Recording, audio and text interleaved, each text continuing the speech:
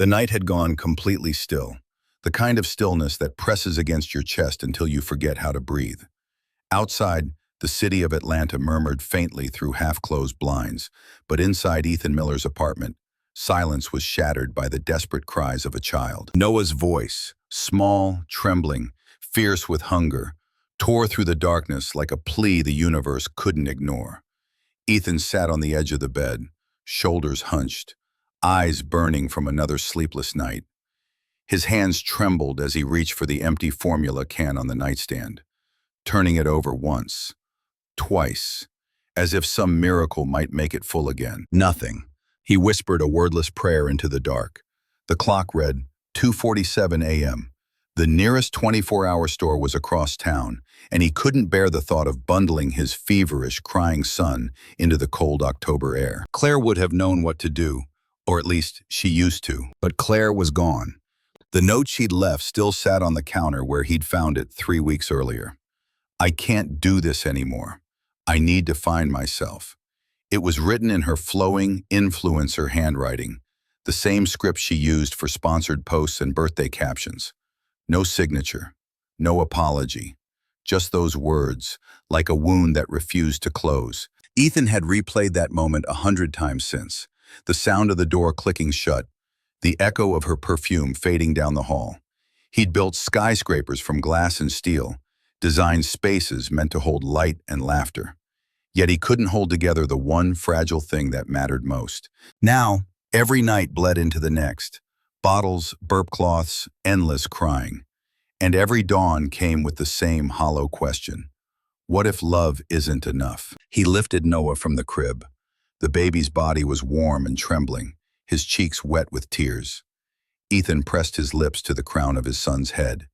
"Shh, buddy, Daddy's here," he whispered, voice cracking under the weight of exhaustion. "I'm here." But even as he said it, he knew it wasn't true. Not really. He was here in body, yes, but part of him had been hollowed out the day Claire walked away. Love alone couldn't fill bottles or silence hunger. Noah's cries grew sharper, frantic. Ethan paced the apartment, bouncing him gently, murmuring nonsense just to fill the silence. He tried warm water with a dash of sugar, advice he'd read online. Noah turned his head away, red-faced and furious. He tried rocking him, singing half-remembered lullabies from his own childhood. But the baby only sobbed harder. The walls seemed to close in, heavy with the smell of old coffee and sleepless nights. Architectural models, his life's work, sat untouched on the desk, dust gathering on miniature skylines. Once, those buildings had meant everything. Now, they were monuments to a life that no longer fit. By 3:15, the edges of panic began to blur Ethan's vision. His son's cries had grown weaker, strained from exhaustion.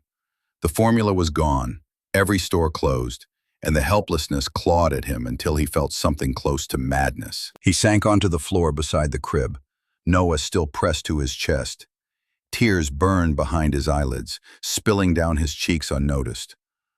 "I'm sorry," he whispered. "I don't know what I'm doing. I'm trying, but I can't do this without her." The words hung in the dark, heavier than the silence that followed. Then, something shifted. Through the fogged window, across the narrow street, a single apartment light flickered on. Not the cold glare of a screen, but the soft, honey-gold glow of a lamp. Someone was awake. Someone was out there. Ethan froze, heart hammering. He didn't know the person who lived there, only that he'd seen her once or twice. A quiet woman with warm eyes and an air of weariness that mirrored his own. Maybe she'd just come home from work. Maybe she had what he needed. He hesitated, shame tightening his throat. What kind of father begs strangers for milk at 3 in the morning? But then Noah whimpered again, a sound so small and so broken that it pierced straight through the fear. Ethan wrapped his son in a blanket, pressed a kiss to his forehead and whispered, "Hang on, little man. We're going to find you some help." He stepped into the night. The air was sharp with autumn, carrying the faint scent of rain and distant magnolia trees.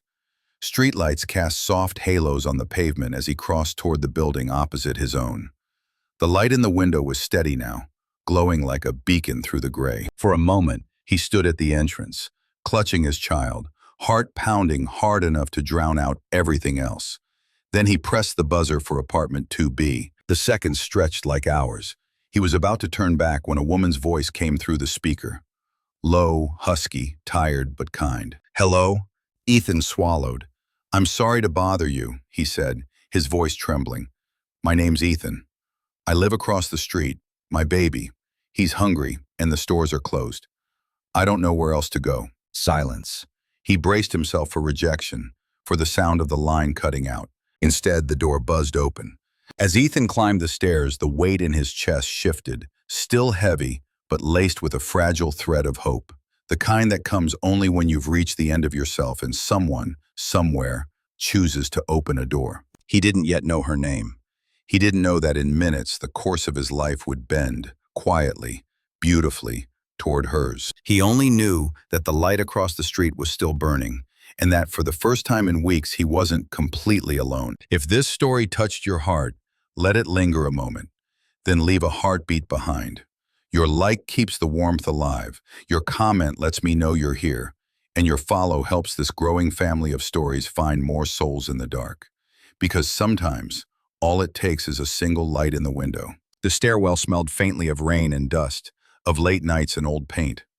Ethan's footsteps echoed as he climbed, each one heavier than the last. In his arms, Noah stirred, releasing a soft, restless sigh that trembled through the quiet building. The hallway light above flickered weakly, bathing the walls in a pale, uncertain glow.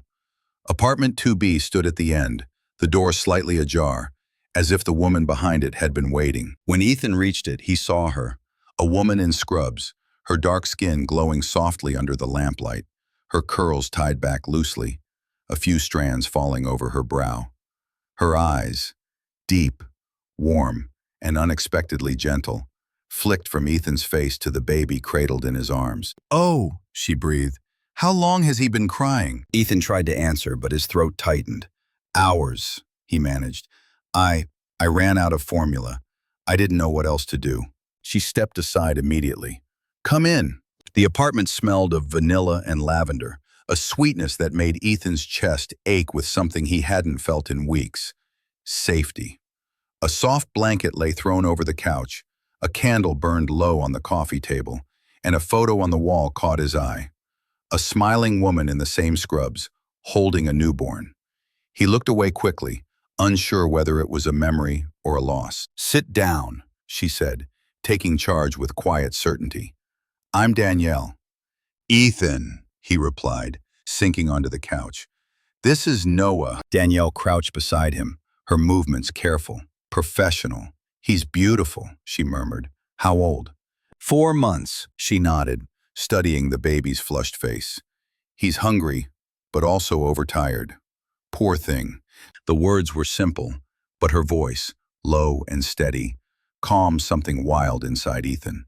For the first time all night, he felt like the world had stopped spinning. "I can help," she said softly, "but before I do, you should know something." Ethan's pulse quickened. "What is it?" Danielle's gaze dropped to the floor. "I lost my daughter 2 months ago. She was premature. I still have milk." Her voice wavered, but she straightened, eyes clear. "If you're comfortable with it, I can feed him." Ethan froze. The offer was too intimate, too unexpected, yet impossibly kind. He opened his mouth to refuse, but Noah whimpered weakly, his little body trembling against his chest. And in that instant, pride crumbled under love. He nodded once, his voice breaking. "Please." Danielle didn't hesitate. She took the baby gently, her touch confident yet tender. Ethan turned away, giving her space, but the sound that followed, the small rhythmic suckling, and the sudden blissful silence, filled the room with a holiness words could never describe. When he looked back, Danielle sat on the couch, Noah in her arms, tears streaming down her cheeks. "Oh, sweetheart," she whispered, brushing a thumb over Noah's cheek. "You were so hungry."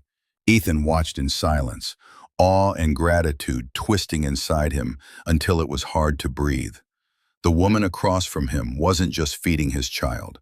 She was mending something broken in both of them. "I don't know how to thank you," he said finally. Danielle shook her head, her gaze still on the baby. "You don't have to. He needed me, and maybe I needed him too." The room was quiet except for the soft hum of the heater and the steady, contented rhythm of Noah's breathing. Time slowed, and in that stillness, Ethan noticed everything. The delicate way Danielle cradled his son, the shimmer of her tears, the way her voice wrapped around the child's name like a prayer. When Noah finished, Danielle adjusted her top and handed him back carefully. The baby was drowsy, his tiny fists unclenched, his mouth curved in a sleepy smile. Ethan gathered him close, overwhelmed by relief. "He'll sleep now," Danielle murmured, wiping her eyes discreetly. "Long enough for you to rest, too." Ethan rose reluctantly, not wanting to leave the quiet sanctuary she had created. "I can't repay you for this." "You already have," she said with a small, tired smile. "You trusted me." At the door, Ethan turned to thank her again, but stopped when he saw her expression. A mixture of strength and sorrow, grace and grief. She looked like someone who had learned how to stand in the wreckage and still choose gentleness. "If you ever need help again," she said softly, "I'm usually awake. Night shifts at the hospital. Apartment 2B. Ethan met her eyes. "Thank you, Danielle." She nodded, but her gaze lingered on the sleeping baby in his arms. "Take care of him, Ethan. He's lucky to have you." He smiled faintly, though it didn't reach his eyes. "I'm the lucky one." Outside, the rain had stopped. The city seemed washed clean, the streets shining beneath a pale glow of street lamps. As Ethan crossed back to his building, he looked up once more. Through the window of apartment 2B, the light still burned, soft and golden, a single defiant warmth in a world gone cold. In that glow, he saw something he hadn't felt in a long time. Not love, not yet, but the fragile beginning of it. Hope, wrapped in quiet kindness and a stranger's mercy. He pressed Noah close to his heart, and for the first time since the night Claire left, he whispered, not to the dark, but to the light across the street, "Thank you." And though no one heard it but the rain, it felt like the beginning of a promise. Morning crept slowly into Ethan's apartment, tender and gray. The city outside was just beginning to stir, cars whispering down wet streets, a train sighing in the distance. But within those walls, time had softened into something fragile and still. Noah slept in his crib, his tiny chest rising and falling in the rhythm of new peace. Ethan sat nearby, elbows on his knees, staring at the child who had finally stopped crying. The silence was so complete that it almost frightened him. It was the silence of safety, something he hadn't known since Claire had walked away. He had carried Noah home in the early hours, his heart trembling with disbelief. The stranger across the street had opened her door and, without hesitation, offered a gift more intimate than anything he could have imagined. Not out of pity, not for thanks, but out of pure instinct. A mother's instinct that asked for nothing in return. That image lingered in his mind now. Danielle's calm face in the soft light of her apartment, her arms curved around his son as if she'd been born for that single purpose. The way she'd whispered to Noah, calling him sweetheart, as tears slipped silently down her cheeks. Ethan couldn't explain it, but something had shifted in him that night. The endless dread, the weight of inadequacy. For a moment, they had lifted. Later that morning, after feeding and a diaper change, he tucked Noah into his stroller and stepped outside. The world looked different in daylight. The same building across the street that had felt unreachable last night now glowed in gentle sunlight, its second-floor windows lined with green potted plants and white lace curtains. Apartment 2B. He hesitated at the entrance, unsure if showing up again so soon was crossing a line, but gratitude pulled him forward. He needed to see her, to tell her something that words might never fully hold. When Danielle opened the door, she looked almost surprised. The tired nurse from the night before had transformed. Her hair was gathered neatly at the nape of her neck, her soft gray sweater loose around her shoulders, the faint trace of a smile playing on her lips. "Ethan," she said, warmth flickering in her eyes. "You're back." He nodded, feeling suddenly self-conscious. I wanted to thank you properly. For last night." "You don't have to." "I know. That's why I need to." Danielle stepped aside and motioned him in. The scent of coffee and cinnamon filled the room. A half-finished cup sat on the table beside an open notebook filled with quick, slanted handwriting. Ethan noticed the title written across the top of the page. "Letters to Hope." His chest tightened. Hope. he said softly. Danielle's gaze followed his. My daughter, she murmured. She was born too early. I named her that because it was all I had left. He said nothing at first, afraid that words might desecrate the weight of her honesty. The room, with its warm tones and quiet air, seemed to cradle her grief gently, like it had become a part of the place itself. I'm sorry, he said finally. Danielle gave a small nod. You don't need to be. Grief, it doesn't need fixing. It just needs space to breathe. They sat in silence for a while, Noah cooing softly in his stroller beside them.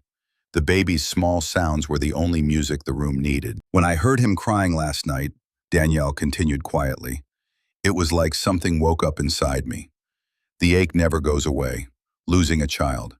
But for a moment, I remembered what it felt like to hold one again. I didn't think. I just moved. Her voice trembled, but there was no self-pity in it, only truth. Ethan leaned forward, his voice low and steady. You saved him. You saved both of us. Danielle smiled faintly, brushing away a tear with the back of her hand. Maybe we saved each other. Noah began to fuss, as if to punctuate her words. Danielle reached for him instinctively, her arms practiced and confident. Ethan watched her cradle him against her chest, her body moving in that quiet rhythm every mother seems to know without being taught. Noah relaxed almost immediately, his small hands curling into the fabric of her sweater. You have a gift, Ethan said softly. Danielle looked down at the baby, her lips curving into a tender smile. It's not a gift, she said. It's something that stays with you, even when the child doesn't. Ethan's throat tightened. He wanted to tell her that she was wrong, that what she had was more than instinct, more than reflex. It was grace, the kind that walks into someone's life uninvited and somehow knows exactly where the broken pieces belong. But he didn't. Instead, he sat there, watching as sunlight spilled through the lace curtains and brushed across the two of them, this woman and his son, as if the world itself recognized the quiet beauty of what it was witnessing. Danielle began to hum softly, a lullaby without words. It wasn't a song Ethan knew, but its melody felt ancient, almost sacred. Noah's eyes fluttered closed again, his breathing slow and peaceful. Ethan realized that he was holding his breath. Watching her was like watching the first light after a long storm. Delicate, fleeting, yet impossibly hopeful. When she finally looked up, their eyes met. The moment stretched, unspoken and fragile. I should go, he murmured. Of course, she said, though something in her tone carried the same quiet reluctance that lived in his. She handed Noah back with gentle precision, her hands lingering for a heartbeat longer than necessary. As Ethan adjusted the blanket around his son, he heard Danielle whisper, he's strong. He'll grow up knowing how deeply he's loved. He looked at her then, seeing not just kindness but resilience, the kind that's earned through fire and loss. Thank you, he said again. And though the words were simple, they carried everything. His gratitude, his admiration, his awe. When he left, Danielle stood by the window, watching as he crossed the street with his son. The morning sun caught in her hair, turning it to bronze. And Ethan, glancing back one last time, thought of her name, Danielle, and how it already sounded like something meant to stay. He didn't yet know that she would become the heart of his home, or that her voice would one day fill every corner of it with laughter. He only knew that last night, a stranger had given his son the gift of comfort, and, without realizing it, had given him something even greater, the first glimmer of a second chance. The day settled over Atlanta like a benediction, low clouds easing across a pale sky, magnolia leaves trembling with a breeze that smelled faintly of rain. Ethan spent the morning moving slowly through the ordinary rituals that had once felt impossible. He rinsed bottles without spilling. He folded tiny sleepers into a drawer that no longer looked like a storm had passed through it. Between tasks, he would glance at Noah and feel his chest ache with a tender, bewildered joy. The child slept, woke, ate, rested, each small victory stitched to the night before. He told himself that stability was a matter of schedules and lists, but order alone could not explain the hush now draped across his home. There was a different gravity in the rooms, as if the apartment itself had exhaled. He knew why. A woman in 2B had turned on a lamp and opened a door, and somehow light had spilled all the way across the street. By late afternoon, Noah grew fussy in the way babies do when the sun tilts and the shadows get long. Ethan gave him a bottle, checked the diaper, rocked him until his arms trembled. The cries softened, then returned, a tide he could not fully read. He studied the clock, argued with his pride, and lost. He wrapped Noah in the soft blue blanket Danielle had complimented and crossed to the place that now felt a little like a promise. She answered before the second knock. The scent of cinnamon drifted past her shoulder. A kettle was singing somewhere behind. Danielle wore a navy cardigan over a white tee, her curls gathered high, a pencil tucked behind her ear like an afterthought. She looked, Ethan could not help the word, steadied, not untouched by sorrow, but arranged around it with care. "Rough patch?" she asked, already smiling at Noah. "He's doing that twilight thing," Ethan said. "Tired but not sleeping, hungry but not eating. I thought I could figure it out, and then I remembered I promised myself I'd ask before I panicked." Her smile warmed. "Then you've already learned something." She stepped aside. "Come in." On the coffee table lay a small notebook and a pack of sticky notes in bright colors. Danielle scooped Noah up with practiced grace and settled into that soft sway Ethan had begun to recognize. Measured, oceanic, sure. "Tell me the last feed and how much," she said, and he did. "And the nap." He told her that too. She listened like a nurse and a friend at once, nodding, not judging, her attention as calm as her hands. "Okay," she murmured at last. "Watch his fists." She pointed to the small, clenched hands pressed against his chest. "He's drifting toward overtired.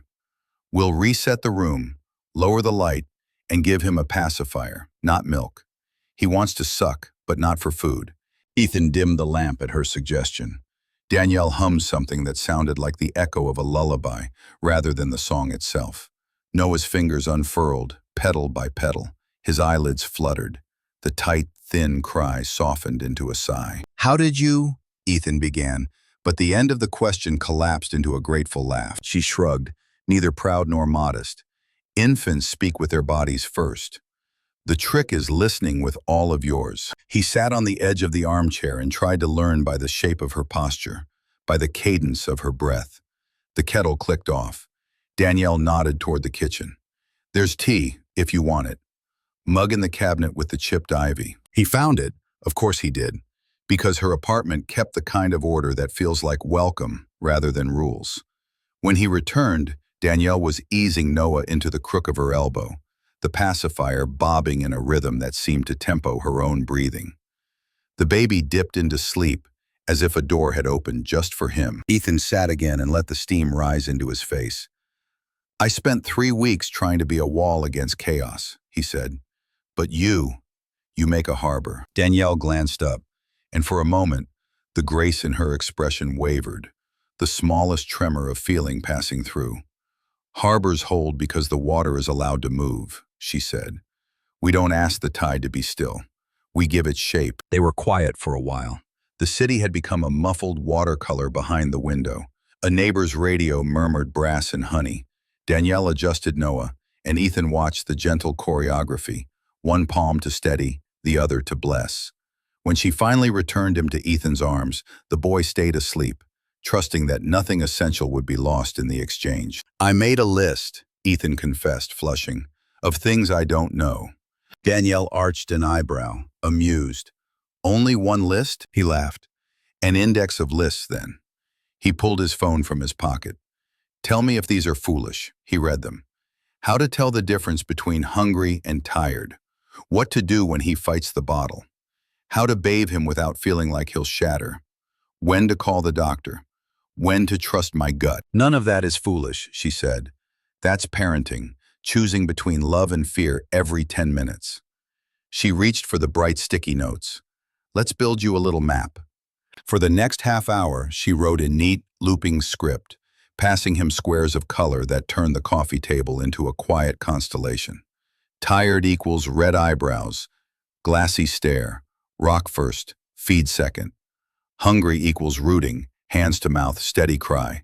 Fussy hour equals walk, dim, whisper. Bath equals warm towel ready, Hand under shoulders, slow pour over belly. Doctor equals fever, fewer wet diapers, breath that looks like work. Gut equals, if you can't stop thinking about it, call anyway. Ethan stacked each note as if it were a fragile tile, part of a mosaic he didn't yet know how to see. You make it sound possible, he said. It is possible, she answered. Not easy, just possible. Her eyes softened. And you're allowed to be new at it. He wanted to tell her that her voice had a way of setting his bones back into their right places, that the room, with its candle and its plants and its grief arranged like a photograph on the mantel, felt like the exact proportion of comfort and truth he did not know he'd needed. Instead, he asked, "Can I do something? Anything that helps you?" Danielle looked down at her hands, unadorned and sure. "You already did," she said. "You asked." He nodded, humbled. Silence fell easy between them. The clock offered a soft, patient tick. From the street below floated the laugh of someone who had not yet learned how to lower their voice in a hallway. Noah sighed in his sleep, a small sound like a ribbon untwisting. Finally, Danielle stood and crossed to the window. "When I lost hope," she said, not turning, "the world kept moving at a speed I couldn't match. People meant well. They spoke in solutions. But grief has no appetite for answers. It only wants to be carried." She glanced back over her shoulder. "Last night, when you knocked, I felt something shift. Not the pain dissolving, just its weight redistributing to a place my body remembered how to hold." Ethan set his tea down, his voice careful. "Then maybe what we're doing is carrying. One piece for another, as long as it takes." She nodded once, as if sealing a vow neither of them had intended to make. "As long as it takes." Dusk gathered in the corners. Ethan stood, reluctant to disturb the small sanctuary they'd created, and shrugged into his coat with Noah cradled against his chest. At the door he paused. "Danielle?" "Yes?" "I'll return the sticky notes," he said, lifting the stack with a rueful smile. "Consider them on loan." "They're yours," she said. "Harbors don't charge for anchorage." He swallowed. "Then, thank you for the tide tables." She laughed, low and bright, the kind of sound you remember at red lights and in grocery store aisles. He carried it with him down the hall, down the stairs, across the street where the air had cooled to a soft silver. Inside his apartment, the shadows welcomed them without menace. He set Noah in the crib, and the baby did not stir. On the counter, he arranged the colorful squares beneath a magnet, a small banner of borrowed wisdom. He stepped back and looked at the wall, at the sleeping child, at the unremarkable room that suddenly felt, impossibly, like a life beginning again. Then he turned to the window. Across the way, the lamp in 2B burned steady, a gold coin against the early blue. He did not wave, did not call, did not move at all. He simply stood in the quiet that comes after the breaking and let gratitude settle where fear had lived. Silently, wholly, as if it had been waiting there all along. Rain began again in the late evening, a soft threading of water across the city, as if the sky had decided to mend itself with seams of silver. Ethan waited until Noah's breathing settled into that small, even music he had learned to trust. Then he crossed the street with a container of soup he'd simmered all afternoon. Ginger, chicken, long ribbons of carrot, as if warmth could be ladled, as if apology had a flavor. Danielle opened at the first knock. Her cardigan sleeves were pushed to her elbows. A pencil line of graphite streaked one wrist where she'd been charting. The radio murmured something old in velvet from the kitchen. "You read my mind," she said, smiling at the steam, and then more softly, "or my bones." They ate at her small table, the kind with corners worn smooth by cups and elbows and years. Rain clipped at the window like a courteous guest trying not to interrupt. For a while they stayed in the comfortable shallows. Noah's sudden fondness for ceiling fans, the miracle of a dryer that didn't devour socks, the way Atlanta's air grew sweet before storms. But you do not cross a night like the one they had shared and return to weather forever. The deeper tide waited. It always does. Danielle rested her spoon, then folded her hands, as if asking permission from her own body to speak. "People think grief is a winter," she said, "cold, stark. But for me it's been July. Bright noise, everyone living too loudly. I keep smiling so strangers won't panic." Ethan looked down at his bowl. The soup had cooled, a thin skin gathering like frost. After Claire left, he said, I repeated her note in my head until the words lost meaning. I can't do this anymore. Some mornings I stood at the sink and pretended the water rinsing down was time. If I could flush enough of it away, maybe I could wash myself back to before. Danielle listened without effort, her attention as steady as a handrail. Were you happy before? He considered the architecture of the question. Comfortable, he said at last, which is a kind of happiness if you're not looking too closely. I built a life with clean lines, open sight lines, no corners where shadows could gather. But Noah arrived, and corners came with him. Lovely ones, terrifying ones. Her mouth curved, not quite a smile. Corners are the places we lean. Ethan nodded, feeling the truth of it catch in his chest. Claire was, he searched for a word that would neither condemn nor absolve. Curated. She could tilt a room just by being in it.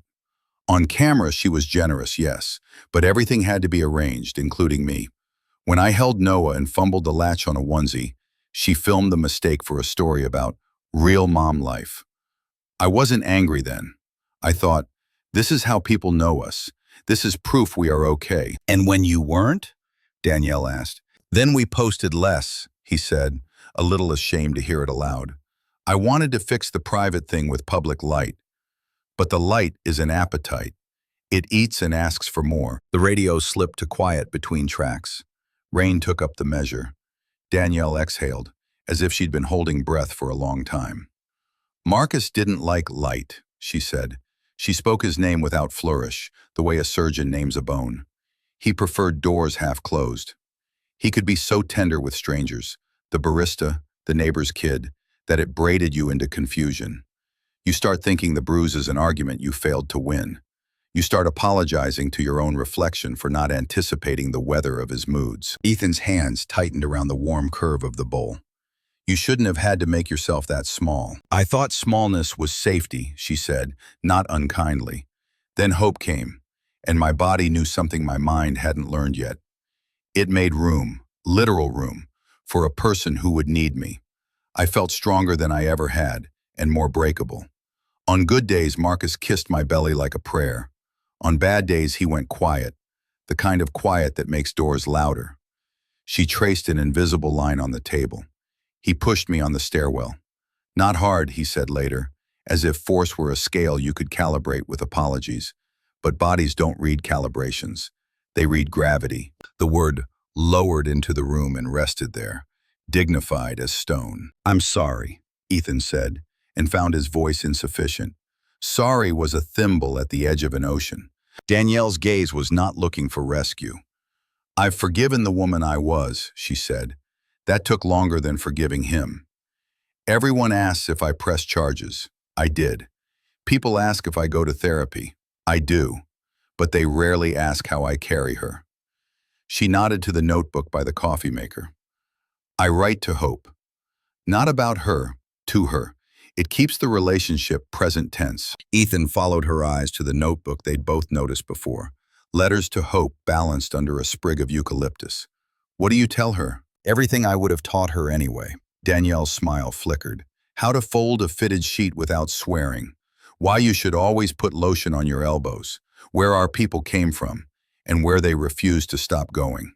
I tell her about the babies at the hospital, how everyone is an unrepeatable note. And lately, she added, voice thinning, I told her about a boy named Noah who borrowed her mother's milk, and a man who brought soup with ginger in it, because ginger knows how to walk around a hurt without stepping on it. The room blurred. Ethan blinked back the heat behind his eyes. You're giving her a map of a world she made better by touching once. Maybe, Danielle said, or I'm giving myself permission to keep being her mother. She lifted her water glass as if it were an instrument. The world has a way of filing grief under done after a respectable number of weeks. She set the glass down carefully. But love doesn't end. It changes verbs. They rose together to clear the bowls. The ordinary clink of porcelain sounded like proof that time still worked. In the sink, steam rose from the tap. Ethan rinsed while she wiped, shoulders brushing once, twice, and each time it felt less like accident, more like a grammar their bodies were learning. When the kitchen had returned to its gentle order, Danielle leaned against the counter. "You know," she said, eyes half laughing, half sad, "you've never told me what you wanted to be before you became the man who knows how to calculate load-bearing walls." "A trumpet player," he said, surprising them both, "until I realized I liked the silence, that music made room for more than the sound I made inside it." She considered that. "Architecture is a way of conducting air," she said. "You still make rooms for silence to be heard." He wanted to say, "You do too. You conduct silence like a hymn." Instead, he asked, "And you?" Before nursing, "A teacher," she said. "I wanted to place words into small hands and watch them grow their own gardens. In a way, I still do. Only now the words are numbers on a monitor, and the hands I hold are even smaller." They smiled at each other across the width of the counter, a distance that did not feel like distance. The rain slackened. Somewhere, a siren flared and faded. Across the street, a window went dark, then bright again, like a heartbeat you could see. Ethan glanced toward the door, then back, unwilling to break the surface of the moment. "Thank you for telling me," he said, "for trusting me with your July." "Thank you for not turning away," Danielle answered, "for letting your corners be seen." He reached for his coat. She reached for the doorknob. Their hands met on the smooth oval of brass, and neither moved to withdraw. It was only a breath, a soft, astonished pause, but in it was the sense of a bridge built between two shores that had thought themselves alone. "Good night, Ethan," she said. "Good night, Danielle." He stepped into the hall, carrying the ghost of warmth her fingers had left, and the shape of every word they had placed carefully into the listening dark. Outside, the rain had gentled to mist. He crossed back to Noah, to the crib and the notes on the fridge, and the rooms that were learning how to hold a quieter kind of light. Behind him, in apartment 2B, a woman opened her notebook and wrote, "Today a man told me the truth carefully, as if the truth were a bird he wanted to keep from flying into a window. Today I did not feel small. Today hope would have laughed at Ginger." In the weeks that followed, time began to keep a softer beat. Morning no longer arrived like a summons, but like a careful guest, tapping lightly at the window, slipping in with the scent of damp earth and brewed coffee. The city went on, sirens and street vendors, MARTA sighing into stations. But inside Ethan's apartment, life learned to move at the length of a baby's breath. The sticky notes on the refrigerator became a bright constellation he could read by in the dark. Tired before hungry. Rock first, feed second. If you can't stop thinking about it, call. He moved from card to card like liturgy, surprised to find that ritual did not make him smaller, only steadier. Noah changed in increments so fine they almost escaped notice until they gathered into proof. One afternoon, under the steady glow of the living room lamp, he discovered his hands, as if they were a secret mailed to him by the universe. He raised them above his face, opened and closed, and then let out a laugh that ran across the room like sunlight. Ethan felt it in his ribs. Danielle, perched on the edge of the couch, put a hand to her mouth the way people do when a blessing enters a room unannounced. "First laugh," she whispered. "Remember this sound. It will be the answer to questions you haven't thought to ask." They celebrated with cinnamon toast and black tea, crumbs everywhere, no one caring. At the sink, Ethan caught their reflection in the small square of window, an architect with dishwater on his sleeves, a nurse with her curls unruly from sleep, a child between them like a bright vowel that made a new word possible. Evenings carried their own education. Bath time, once a small tempest, softened into ceremony. Danielle showed him the towel trick. Warm it first, lay it across the belly like a pledge, and Noah stopped screaming at the sight of water. Ethan learned the choreography of one hand under the shoulders, the other guiding a cup so the stream ran gentle. When he lifted his son out, the baby smelled like cotton and sky. "You did that," Danielle said, and something inside him, long under construction, locked into place with a satisfying click. On Tuesdays, when Danielle had day shifts, the hours stretched wide. Ethan learned the topography of the neighborhood with a stroller. The Maple Street pothole that rattled the wheels, the bakery that opened half an hour earlier than posted, the tall man at the corner who tipped his cap to babies as if they were visiting dignitaries. He texted Danielle pictures, Noah marveling at a paper crane in a shop window. Noah asleep with one sock off. Noah scowling at a pineapple like a philosopher encountering hubris for the first time. Her replies came in pockets between feedings and charting. A heart, a line of gentle teasing, a nurse's reminder to pace the bottle. Some nights she stayed after her shift, her voice a hushed instrument that turned the apartment toward quiet. They spoke in half-gathered stories while the baby drifted. Ethan's first model home, assembled with glue that left his fingers stuck together for a day. The library Danielle loved as a child. How the librarians saved the best chair by the window for her on Saturdays. Their histories fit beside each other without friction. Not perfectly, not as twins, but as neighbors. And the city kept giving them weather. A bruised blue sky before a storm, magnolia blossoms, waxy and bold, collapsing into fragrance on the sidewalks. Cicadas tuning the dusk to a single, unwavering note. On a warm Sunday, they ventured to the Beltline, a small expedition that felt like a triumph. Ethan packed a bag as if preparing for sea. Diapers, wipes, the good pacifier that never vanished, a spare onesie that smelled faintly of the drawer. Danielle tucked a flannel blanket under her arm and led them to a quiet patch of shade where the air held that particular green you can almost drink. There, on the quilt, Noah rolled from belly to back for the first time, precise and startled and proud. He lay blinking at the canopy of leaves as if they were applause. Danielle cheered, low and musical. Ethan did not cheer. He looked at his son and thought, with the gravity of a vow, I will be here for every turn. Then he looked at Danielle, and the thought redrew itself. For every turn, I want you here too. They did not say it. It was too soon for declarations that might spook the animal of hope. Instead, they lay side by side, shoulder to shoulder, and traded small facts that felt like offerings. She hated olives. He could not whistle. She liked the silence between jazz phrases more than the notes.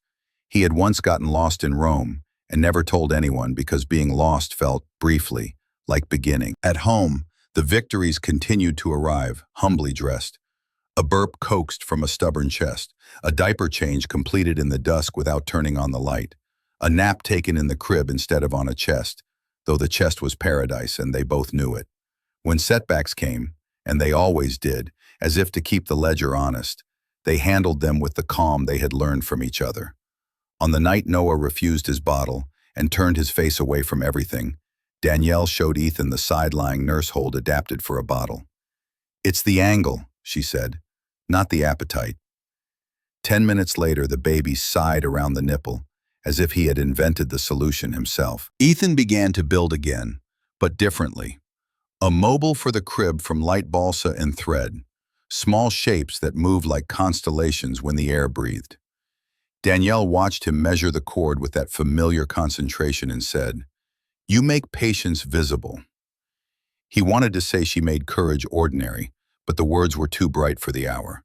So he tied another knot and let the thought warm his hands. Somewhere between a midnight feed and dawn, Ethan realized his mind no longer rehearsed the old leaving. It practiced arrivals. The key turning in Danielle's lock, the soft staccato of her steps in the hall, the way her voice, when she whispered, "Hey there," made the room remember its own gentleness. He found himself buying the herbal tea she preferred, arranging it on his shelf without announcement. At her place, a spare pacifier appeared in a drawer, placed for just in case. These were not declarations. They were accommodations, space made, the way you clear a chair for someone you hope will sit. One night, rain returned, fine as thread. Noah slept heavier than usual, his mouth parted, cheeks flushed with the honest exertion of growing. Ethan and Danielle stood by the window with the lamp off, the city in ink drawing washed with gray. "Small victories," he said, barely above the whisper of weather. "Small victories," she echoed, and her hand found his forearm the way you find a rail on a staircase you have climbed in the dark before. Not to hold yourself up, but to move together safely. They stayed that way for a while, no plan, no hurry, listening to proof that the world continued to fall and lift and fall again, each drop striking glass like a minute forgiven. When he finally crossed the street alone, Ethan lingered at the door, reluctant to break the seam of quiet they had stitched. The hallway smelled of lemon cleaner and cooked onions and rain. In his pocket, his phone buzzed once. A message from Danielle. "He's strong. So are you." He read it twice, then switched off the screen and stood for a beat longer, letting the sentence sit where his fear used to live. Inside, the refrigerator hummed steady. The notes waited, bright and sure, but he did not need them tonight. He knew the steps, not as commandments, but as muscle remembers a staircase. He checked the crib, touched the soft rise and fall, and exhaled. Across the street, the lamp in 2B burned late, a small, unwavering star. It occurred to him then that this was how lives remade themselves, not with anthems and banners, but with soup and towels, with laughter spilled on toast, with a baby discovering his hands, with two people who had learned the grammar of gentleness turning toward it again and again, until the turning felt like home. Autumn settled over Atlanta with the quiet confidence of someone who knew how to take their time. The air sharpened, the trees blushed, and daylight slipped away sooner each evening, leaving a kind of gentle hush behind. Ethan began to notice the change not just in the weather, but in the rhythm between himself and Danielle. The pauses in their conversations grew softer, filled with something unspoken but alive. It wasn't love, not yet. Not the kind that announces itself in bold colors. It was the version that begins in the pauses between laughter, in the small ways people remember each other's preferences. One sugar in her coffee, a slice of lemon for his tea. That week, Danielle's shifts were long. Neon lights, midnight alarms, the endless hum of hospital machinery. On Thursday evening, Ethan brought dinner to her apartment. Roasted vegetables, chicken seasoned the way she liked. When she opened the door, still in scrubs, fatigue sat on her shoulders like a heavy coat.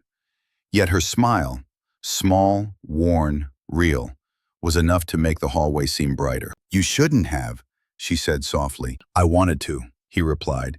She hesitated for half a heartbeat, then stepped aside to let him in.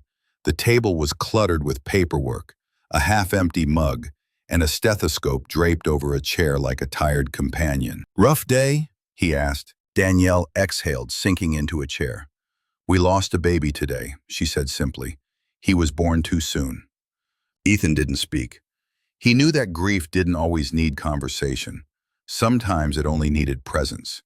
He unpacked the food, placed her plate in front of her, and sat across the table without touching his own.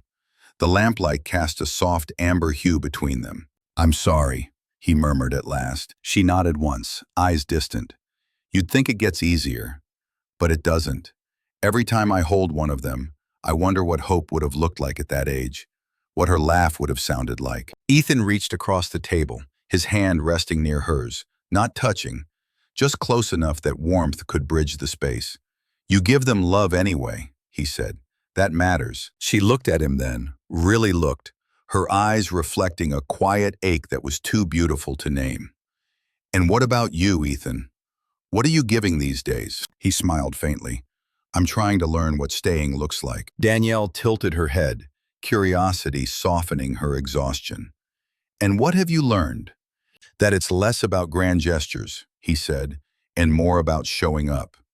Again and again, even when it's quiet, even when no one's watching." Something flickered in her gaze, a recognition, a tenderness. "You're getting good at that," she whispered. The rest of the night passed gently. They ate in near silence, the kind that comes when two people no longer need to fill the air with explanations. After dinner, Danielle leaned her head back and closed her eyes for a moment. Ethan gathered the dishes, rinsing them quietly. When he turned, she had drifted half asleep on the couch, her hair a dark halo against the cushions. He hesitated at first, then placed a blanket over her shoulders. His fingers brushed the side of her face as he tucked it beneath her chin. Her skin was warm, her breath steady. In that small, ordinary gesture, domestic, wordless, something inside him shifted. He sat in the armchair nearby, watching her breathe. He thought about how love sometimes began, not with thunder, but with silence. How it arrived gently, like dusk through lace curtains. After a while, Danielle stirred. Her eyes opened slowly, hazy with sleep. "I didn't mean to fall asleep," she murmured. "It's okay," he said. "You needed it." She smiled drowsily. "You stayed." "Of course," he said. Danielle sat up, pulling the blanket closer around her. "You're always here when things feel too heavy," she said softly. "I don't know how you do that." "Maybe I just know what heavy feels like," he said. Her gaze lingered on him then, long enough that the space between them grew charged with a fragile energy, something between gratitude and longing. She reached out, her fingertips grazing the back of his hand. It wasn't an invitation, not exactly, but it wasn't an accident either. "I forget sometimes," she whispered, "that comfort can be this simple." Ethan didn't move. He let the moment unfold like the slow exhale of a held breath. The sound of rain against the window deepened, a rhythm that seemed to echo the pulse beneath their skin. He wanted to lean closer. Every part of him urged toward her, toward the softness in her eyes, the steady grace of her presence. But the air between them felt sacred, too fragile to cross carelessly. He stayed still, memorizing the quiet geometry of her face. When Noah's faint cry rose from the baby monitor, Danielle stood first, the spell breaking but not lost. She smiled, weary and tender. "Your boy needs you." Ethan nodded, standing as well. "He always knows how to end a moment." She laughed softly, brushing a hand across her hair. "Maybe he just knows how to protect one." He paused at the door, his coat half buttoned, and turned to her. "Thank you," he said, "not just for tonight, but for every invisible thread that held his days together." Danielle's voice was quiet. "Good night, Ethan." "Good night, Danielle." He left her apartment and stepped into the corridor. Behind him, the door clicked shut, but the warmth followed him like perfume. Outside, the air smelled of rain and magnolia. Streetlights flickered on, scattering small halos across the wet pavement. As he crossed the street, he felt it, a whisper inside him, delicate and certain. Not a shout, not even a word, just a knowing. Love had begun, not loudly, not even deliberately, but with the softness of two people learning to be gentle with their own brokenness. And somewhere above them, the rain eased, leaving the night to hold its breath for what would come next. The first real chill of the season arrived with a sky washed thin, the kind of pale that makes every edge look sharper. Ethan dressed Noah in a knit hat that made his ears look like commas, then tucked him into the stroller. Danielle met them at the door with a thermos and a scarf the color of late peaches. The city felt almost new, maple leaves skipping down the sidewalks, shop windows carrying their own soft weather of reflections. They walked the Beltline like they had the Sunday before, but this time the world looked back. Not cruelly, not always. Curious mostly. A woman with a gold leash smiled at Danielle and cooed at Noah. A pair of teenagers on scooters split around the stroller like swallows. A couple paused to offer the small, unasked-for wisdom reserved for public babies. Yet woven through the casual bustle were threads Ethan could feel tugging, glances that held a beat too long, a question lodged behind a stranger's pleasant nod, the quick arithmetic of people deciding, without data, who belonged to whom. At the cafe near the trail, the tables were already crowded with laptops and latte art. They found a corner by the window. Danielle unwrapped Noah and lifted him to her shoulder, patting the small drum of his back. The barista, a young man with a soft mouth and inked wrists, set an extra napkin on the tray without comment and gave Danielle the kind of smile that means, "I see you doing something important." Ethan wanted to thank him for the rare, ordinary kindness of not making anything into a spectacle. Noah burbled, then tipped forward in that alarming, buoyant way of babies beginning to trust gravity. Danielle caught him easily. "You'd think he invented falling," she said, laughing under her breath. "Maybe he did," Ethan said. "Maybe mine was just rehearsal." They ate almond croissants in civilized silence, the kind measured by sips and glances rather than speech. A woman at the next table leaned over. "He looks just like his father," she said brightly, eyes settling on Ethan as if choosing a safe harbor. Then, as if remembering her manners, she added to Danielle, "You must be a wonderful nanny." The word was not a slap. It was a glove, too tight for the hand that offered it. Danielle's smile didn't falter. "Noah's lucky to be loved by many," she said gently, and turned the baby so he faced the window, so his first education might be light, not assumption. Ethan felt the old heat rise, anger lacquered with shame that he had not anticipated the moment to catch it before it fell. He wanted to correct the stranger with a short, dignified sentence that would reverberate through every adjacent table. Instead, he put his palm flat on the table, a small steadiness, and said in a voice that carried just far enough, "She's family." The woman flushed, apologizing to her cup. Danielle touched Ethan's sleeve once, not restraint, recognition, a way of saying thank you without making it into a ceremony. They left soon after. The air had cooled a degree, or perhaps that was only their bodies noticing it. Back on the path, a jogger waved at Noah. A dog tried to donate its entire joy to his small shoes. The city, indifferent and affectionate in turns, continued on. That evening, Ethan's mother texted, "In town. May I stop by?" He stared at the screen until the words blurred into strands.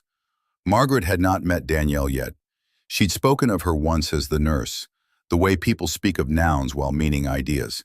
He wrote back, "Yes," and felt the apartment rearrange itself around the decision. Margaret arrived in a camel coat and pearls that winked like small, patient stars. She kissed Ethan's cheek and stood, examining the room the way mothers do when they are cataloging evidence that a child is still a child somewhere in the corners.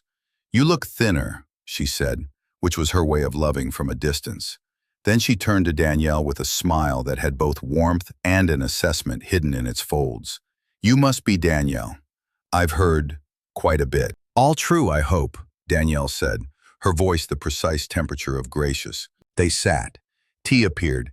Noah, on the rug with a giraffe, dealt himself a hand of sunlight from the window and spent it entirely. Margaret watched him for a long moment, and something in her softened, the way ice loosens from a bank when the river insists. "He's beautiful," she said, and the truth of it left no room for ornament. Perhaps the good thing about honesty is that it emboldens itself. "How long have you been helping?" Margaret asked, pouring too carefully, as if liquid could betray her. "Since a night when he needed milk, and I had some to give," Danielle said. "And since every day after that, because love prefers the present tense." Margaret nodded, then glanced at Ethan, as if to request a translation she did not yet know how to ask for. "It's unusual," she said, the word not unkind, just precise as a pin. "Unusual isn't a synonym for wrong," Ethan answered. He felt his voice steady on an old beam that had not always held. "It's a synonym for found." Margaret set her cup down. "People will talk," she said softly. "And then, because manners cannot always outrun blood, they already do." Danielle met that sentence with the same posture she brought to a crisis in the nursery, upright, unafraid. "I'm familiar with that weather," she said. "I have an umbrella that's mostly listening and a coat that's mostly patience." "It isn't only the talking," Margaret continued, as if the rest of the thought had been waiting behind her teeth for decades, an inheritance of worry passing from mother to son. "It's what they assume while they do it." Ethan heard the words inside the words. "What will this cost you? What warmth will go cold?" He turned his hand palm up on the sofa between them. Danielle's fingers paused, then rested there, light as a bird not yet convinced it could stay. "Mom," he said, "I need you to know that Danielle isn't a season. She's a shape my life takes now." Margaret looked at their hands as if they were a foreign country, and she'd mislaid her phrasebook. Something like grief crossed her face. Not for them, Ethan realized, but for the ease she had imagined for him, an ease that had already been stolen long before this conversation. She exhaled. "I want you safe," she said. "I want Noah cherished. I want—" She gestured helplessly toward a world that had never learned to mind its own business. "I want this city to be kinder than it has been." "It will learn," Danielle said, and her certainty was not naivete but muscle, a woman who had walked through July grief and come out with a compass that didn't point to approval. "And on the days it forgets, we will remind it." Margaret's mouth tilted. "You speak like a teacher," she said. Danielle smiled. "On my good days." Noah, as if announcing a verdict, squealed and rolled decisively into the curve of Danielle's knee. Margaret startled, then laughed. A quick, ungilded sound Ethan hadn't heard from her in years. She leaned forward and Noah, generous as always, offered her the giraffe with both hands, serious and ceremonial. Later, after Margaret left with a hug that was less conditional than her sentences had been, the apartment held a twilight made of relief. Ethan and Danielle stood at the window, shoulder to shoulder, watching the street lamps bloom into their nightly flowers. "You did that well," Danielle said. "So did you." "She's learning," Danielle added, and there was no triumph in it, only the steadiness of calling a temperature what it is. Ethan turned to her. "I'm sorry for the cafe," he said, "for every moment I didn't see coming in time to shield you." Danielle shook her head. "There's nothing to apologize for," she said. "If the world outside wants to ask who I am, I'll tell it. Once, twice, as many times as it takes, and the answer will not break me." He wanted to say he loved her then, to sandwich the words between the quiet and the lamplight so they'd set properly. But love, in its wisdom, knows when to wait. Noah stirred, muttered something in a language composed entirely of vowels, and fell back into sleep. Danielle bent to brush his brow with her lips, a benediction learned and earned. Ethan watched the gesture sit on the air like a small golden weight. The city rattled and sang. Beyond the glass, the world outside went on with its mathematics of glances and guesses. Inside, three people continued their slower arithmetic, hand to hand, breath to breath, promise to promise, adding what mattered, refusing to carry what didn't. And when the night finally took the last light from the sky, the rooms did not dim. They deepened, like water that knows how to hold a reflection without drowning it. The first message arrived just after noon, when sunlight lay across the crib like a soft quilt, and Noah slept with one hand open as if catching dreams. Ethan was rinsing bottles, letting warm water turn the kitchen to a small, forgiving fog. His phone hummed. "You seeing this?" David, an old college friend, attached a link. He shouldn't have clicked. He clicked anyway. Claire's profile bloomed to life, glossy and impossible.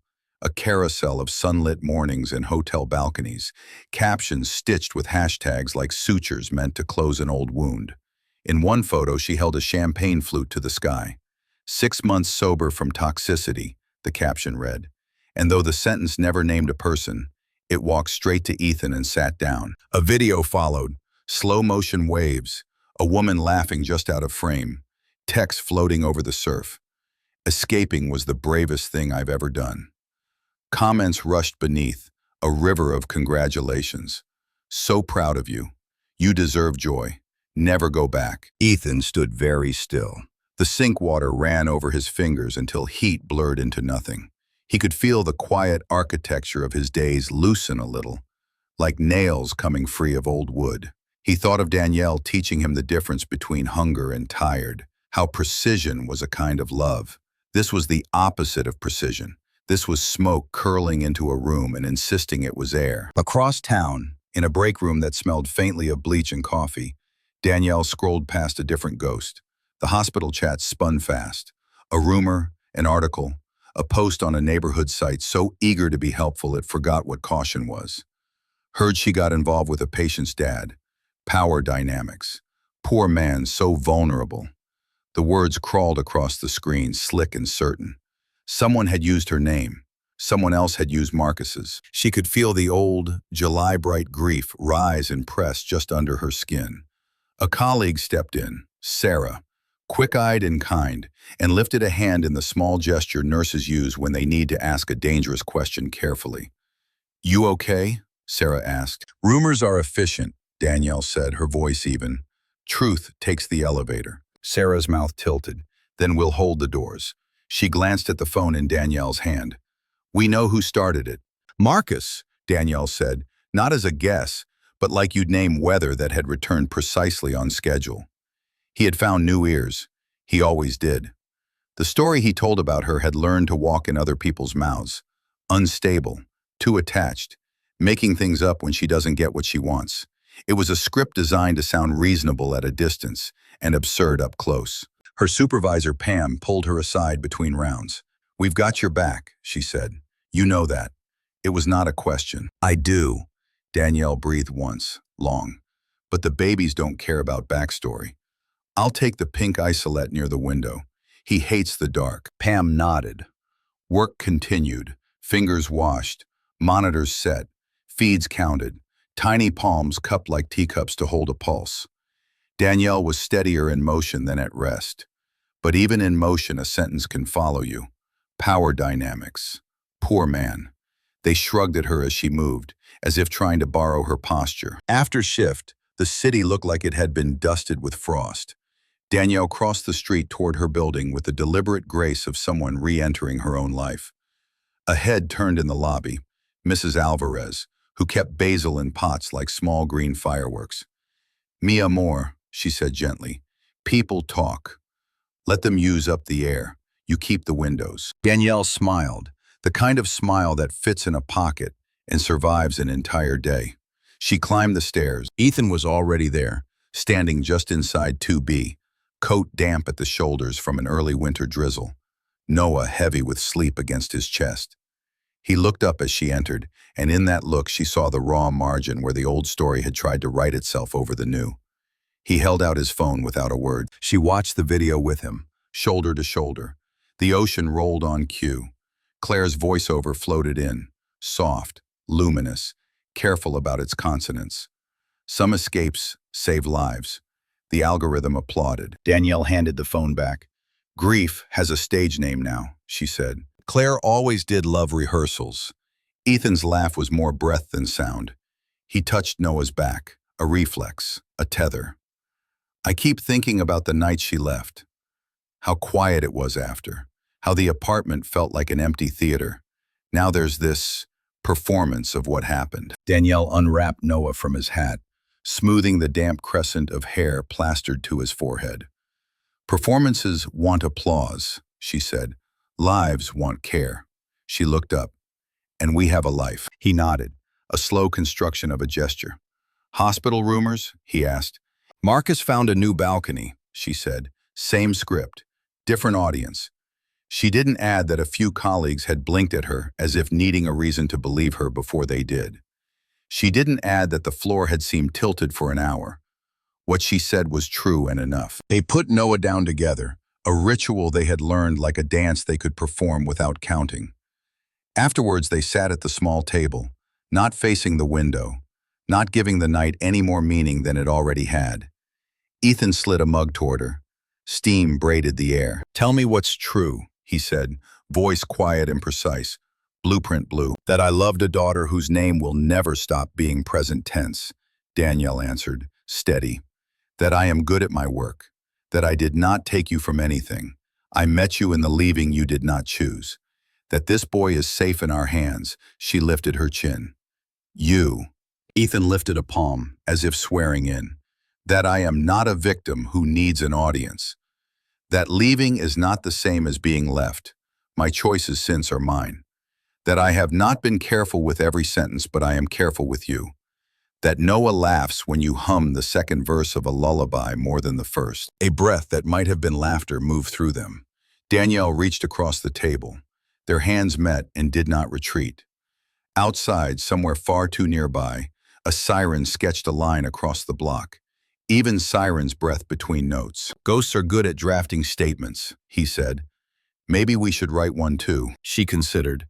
"Not yet. Let's be undeniable first. Then speak." They ate soup that didn't require compliments to know it mattered. Later, Ethan skimmed comments with the grim determination of a man measuring a flood with a yardstick. Danielle touched his wrist. "You can stop counting," she said. "The water isn't the story. The house we built is." He set the phone down. The room answered with a hush as articulate as any argument. From the crib, Noah sighed, rolled toward absence and found it filled. The lamp threw an amber hoop onto the floor. "Tomorrow," Ethan said, "I'll call David. Document what we need. If the court ever asks, we won't bring feelings. We'll bring proof." "Tomorrow," Danielle agreed. "And tonight, we sleep." That, too, is a form of courage. He smiled then, fully, a light that began behind his eyes and arrived at his mouth as if pleased to find it still there. "Stay?" he asked. Unnecessary and essential. She stayed. The night did not quiet the ghosts, but it set them at a distance. The way fog lifts from a field and remembers it is not the field. In the dark, Ethan felt for her hand and found it. Danielle listened for Noah's breath and heard it. The apartment, familiar now as a psalm, kept its own vigil. Before sleep took her, she wrote one line in her mind to place later in the notebook by the coffee pot. Today the past knocked and called itself truth. Today we opened the door only far enough to ask it for its papers. Morning arrived clean and cool, the kind of light that clarifies edges. Ethan woke to the hush of a resolved idea. Not anger, not even defiance, something steadier. Beside him, Danielle slept on her side, one hand open toward the crib as if habit had left it there to keep watch. Noah breathed in his small, milky rhythm. The apartment smelled faintly of laundry and cinnamon, the domestic fragrance of lives arranging themselves toward courage. By 8, the table had become a command post. Sticky notes seeded the field to a composition book with a sewn spine, a manila folder, a laptop angled toward daylight. "We don't argue with fog," Danielle said, tying her hair back. "We turn on lamps." They began to list what lamps looked like. David came over with coffee and a humor that felt like plywood. Plain, reliable, strong where you needed it. He showed Ethan how to download a copy of the post before they could be revised into a different memory. Screenshots, yes, but also URLs, timestamps, archived versions with little strings of code that looked like truth rendered in a language juries trust. "Don't doom scroll," David said, tapping the trackpad away from Ethan's restless fingers. "Collect. Label. Step back." Ethan printed photos anyway. Noah's first laugh, the day he rolled under the magnolia, the bath where steam made halos of their heads. Not for court, no judge should be asked to weigh love in gloss, but for the binder, a private witness. He wrote dates in the lower right corner, small and exact. At the hospital, Danielle requested a meeting with HR and her supervisor. Pam sat to her left, arms folded across a heart the whole unit knew was fierce. The HR officer, Ms. Rios, with quiet eyes and a pen that made elegant notes, listened as Danielle outlined the rumor's path, the prior restraining order against Marcus, the documentation she kept because women learned to keep it, emails, police reports, a whisper here, a message there, none of it loud enough to make a scene, all of it loud enough to steal breath. "We'll add a statement to your file," Ms. Rios said. "Zero tolerance for harassment. If anything else comes, it comes through us." Her gaze lifted. "And for what it's worth, not as HR, as a person who recognizes competent care, your work speaks. The babies speak.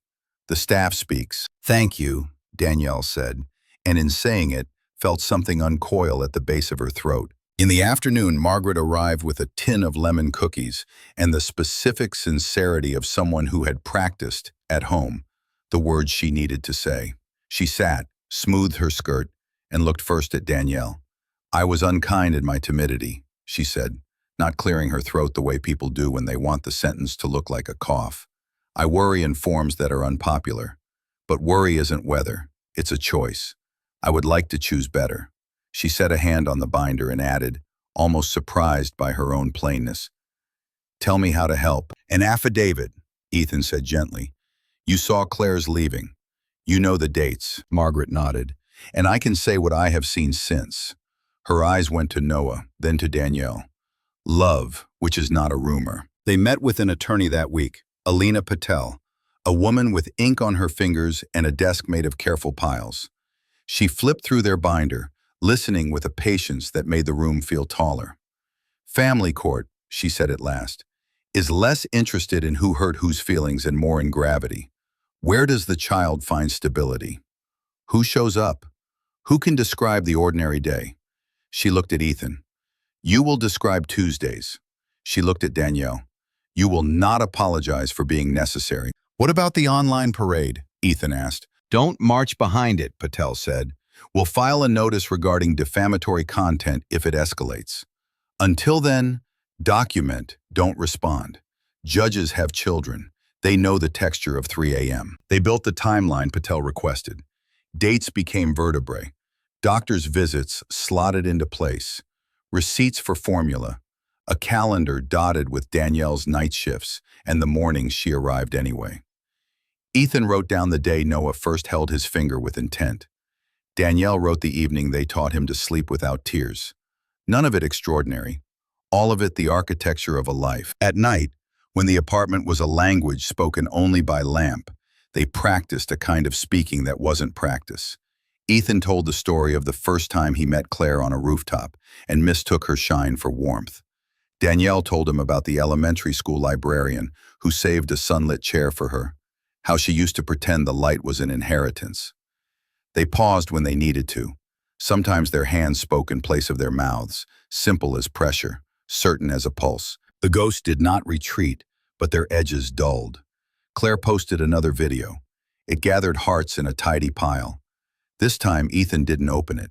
He sat with Noah on the rug and built a small tower from blocks, then let the child knock it down with the satisfied gasp of a person discovering cause and effect. Danielle laughed, head thrown back, a sound the room kept for later. On a scarred Saturday, Marcus waited near the hospital's side entrance, a posture people like him mistake for penitent because it mirrors the paintings. He called Danielle's name, too loud for the cold morning. Pam appeared at her shoulder before Danielle could answer, a quiet wall. Security escorted him out with a professional choreography that made Danielle's knees want to sit down. She didn't. She filed another report, date, time, location. Ms. Rios sent a follow-up email with the kind of finality that feels like a door closing gently. Latch-catching. Undeniable, Danielle murmured, forwarding it to the binder's digital twin. By the third week, their apartment bore the marks of preparation. A basket for mail labeled Keep, a folder titled Medical, a sheet on the fridge listing Noah's routine in a font big enough to read from the door. It was not a fortress. It was a home shaped to withstand weather. When doubt came, it found fewer places to sit. One evening, after a bath where Noah discovered the outrageous joy of kicking water, Ethan and Danielle stood at the window, damp cuffs, bare forearms, laughter still hitching their breath. Atlanta glowed like a bowl of coals. Across the glass, their reflections looked steadier than they remembered being. "We're not fighting her," Ethan said, and was surprised to hear how true it sounded out loud. "We're fighting for him, and for the way we tell the story," Danielle added, "so that one day when he asks, we hand him daylight, not smoke." Ethan turned, as if to write the sentence down somewhere permanent, and found her looking at him with a tenderness that made memory irrelevant. He reached up, tucked a curl behind her ear the way a person straightens a picture because they intend to keep looking at it. The touch was not a pledge. It was a vow already being kept. They returned to the table and checked the list again.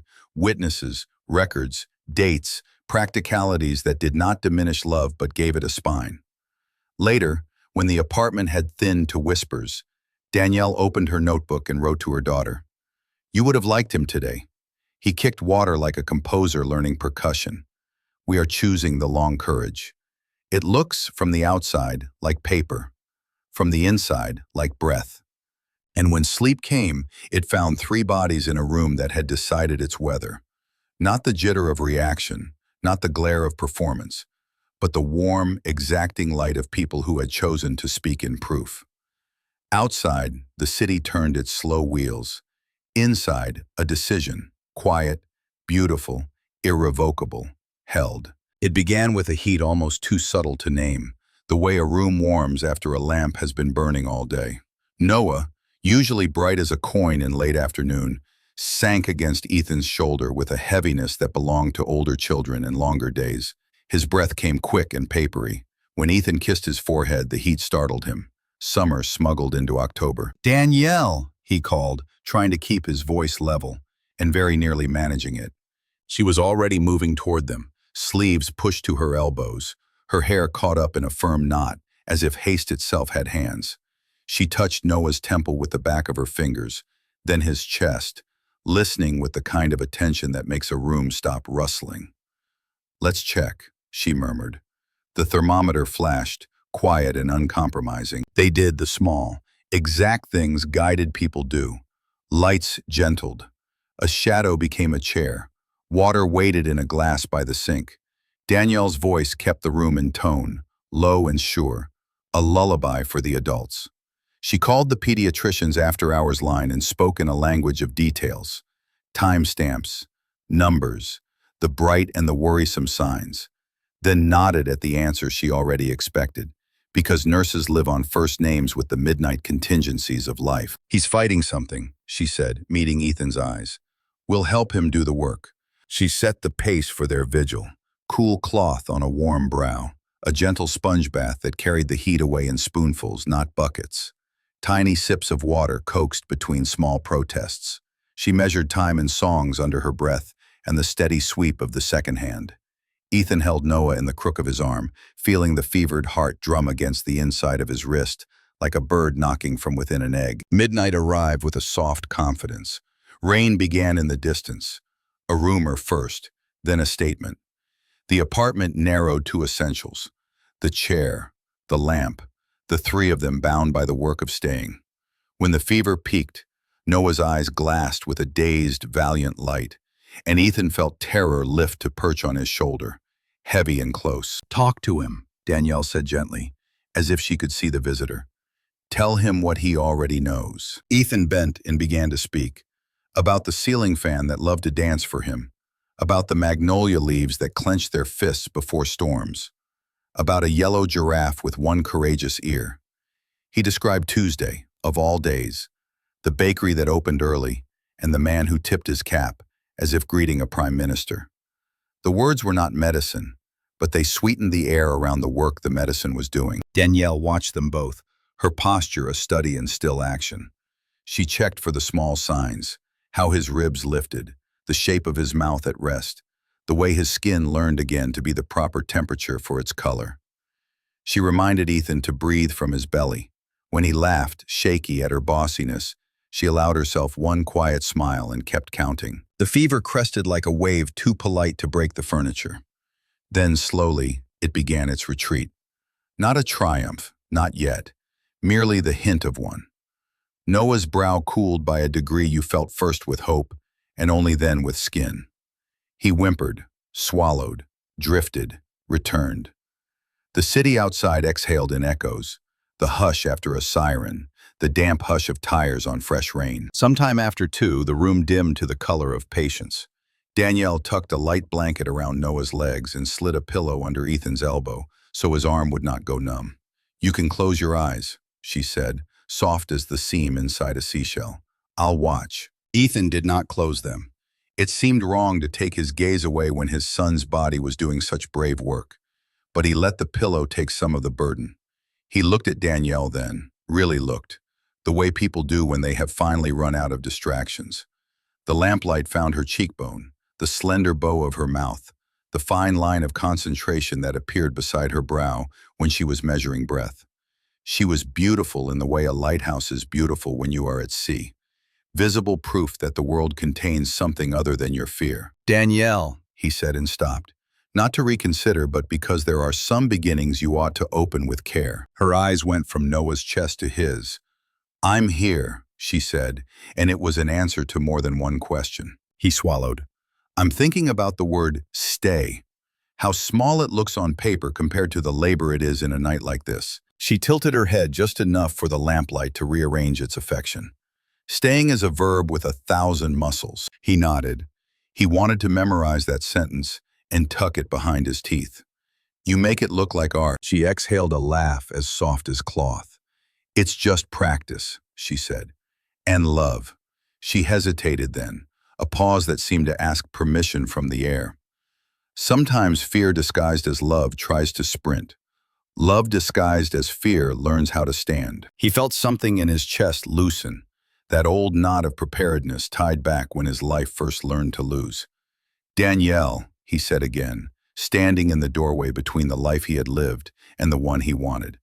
"I think I'm—" He broke off, because the word arrived too eager. He gathered it, steadied it, shaped it with breath. "I'm falling in love with you." The room did not change. His body did. The honesty moved through him like fresh water, leaving a clean ache. He had expected, absurdly, the ceiling to applaud. Instead, there was only the hum of the heater, and the rain performing its soft, exact dance. Danielle looked at him, without moving any other part of herself, as if the moment were a bird she didn't want to frighten. What passed across her face was not shock, nor triumph, nor even relief. It was recognition, deep and bone-lit, the kind of seeing no camera knows how to keep. She set her hand on Noah's back and then, as if completing a loop that had begun months ago in a hallway filled with lavender and lamplight, reached for Ethan's hand with her free one. "Me too," she said, No embroidery, no apology. Me too. They did not kiss. The night had other needs and they were both faithful to it. But their hands learned a new grammar, palm to palm, a vocabulary that promised plenitude without haste. The rain approved at the window in polite syllables. Noah sighed, the fever losing ground with each quiet minute, the way tides remember which direction they were always meant to go. When his temperature fell into the neighborhood of ordinary, when color returned properly to his cheeks and the muscles around his eyelids relaxed, Danielle finally leaned back. The relief that entered the room felt almost visible, like steam, like a blessing cooling. Dawn took its time, but kept its promise. A faint seam of pale unwound along the buildings, and the heater's hum surrendered to the first shy argument of birds. Noah slept heavy, the sleep of spent effort. Ethan stood with stiff legs and the strange buoyant fatigue of the finally safe. Danielle pressed her palm to Noah's temple one last time, then to Ethan's cheek. Not lingering, precisely but not willing to rush away from the truth her hand confirmed. Cool, warm, here. He turned into her touch without thinking. Something old inside him, older than words, older than caution, lifted its head and recognized home by feel. Breakfast, she said, and her voice was husky with the night's long faithfulness. Toast and honey. Nothing dramatic. We've had enough of that. He smiled, the kind that starts small and then, discovering it will be permitted, grows to reveal the whole person. Stay, he said, because saying it once had made him greedy. She glanced at the crib, then back at him, eyes dry and shining. I am, she said. I have been. They ate at the table by the window, plates simple as a prayer. Outside, the day unfolded with ordinary bravado. Delivery trucks, a jogger in a neon jacket, a boy dragging a trumpet case to practice like a reluctant animal. Inside, 3 bodies gave thanks in the oldest manner, by breathing steady in the same room. Later, when Noah stirred and found them exactly where he had left them, he rewarded the dawn with a smile so wide it seemed to split his face into joy. Ethan felt tears rise without warning. Danielle laughed softly and kissed the corner of the child's mouth. The apartment, which had learned all night how to be a sanctuary, decided to remain one. And if love had begun before this, if it had been growing like a quiet root beneath their days, then fever night was the hour it pushed a shoot above the soil and reached for light without shame. Morning did not announce itself so much as gather, light collecting on the windowsill, warmth pooling where the night had left its careful cool. The air smelled faintly of toast and clean cotton. Noah, fresh from fever night's small triumph, lay between them like a boundary and a bridge. One hand splayed on Danielle's sweater, as if confirming that what he dreamed had followed him into day. They watched him as people watch a sea that has lately been rough, alert, reverent, grateful beyond speech. Ethan traced the line of Noah's tiny wrist with a fingertip, and Danielle, half propped on an elbow, measured the color in the child's cheeks with a nurse's quiet satisfaction. His breath was even. The fever had retreated to that shadowless place where worry has nothing to hold on to. Me too, she had said in the night. The words still hovered between them, delicate and sure. Ethan felt their edges like a key in his pocket he hadn't used yet, heavy with promise, cautious with history. They moved around each other the way people do after a declaration, soft-footed, careful not to mistake boldness for care. Danielle made coffee. Ethan buttered toast. He lifted Noah to his shoulder and paced while Danielle found the syrup she preferred, the one he'd begun stocking without request. In the small, ordinary choreography of breakfast, love shed its glamour and revealed its main talent: reliability. Sleep at all? She asked over her mug. A little, he said. Enough to dream I was building a house with my hands and kept forgetting where windows should go. Danielle smiled. You remembered this one, she said, nodding toward the pane where sun had begun to test the day. The one that faces east. He watched the light finger the rim of her cup. Last night I said a true thing, he murmured. This morning I'm not sure what to do with it. Carry it, she said simply. Like a bowl. Don't slosh. They laughed, grateful for an image that made tenderness practical. Then the laughing faded, and the quiet that followed asked for something more. Tell me what scares you, she said. Not because it will go away. Fear is stubborn as lichen. but because name things behave better. He considered. Naming is an architecture too. Losing again, he said. Not just a person, a shape. The way a day fits around someone. The way the grocery list reads when two handwritings share it.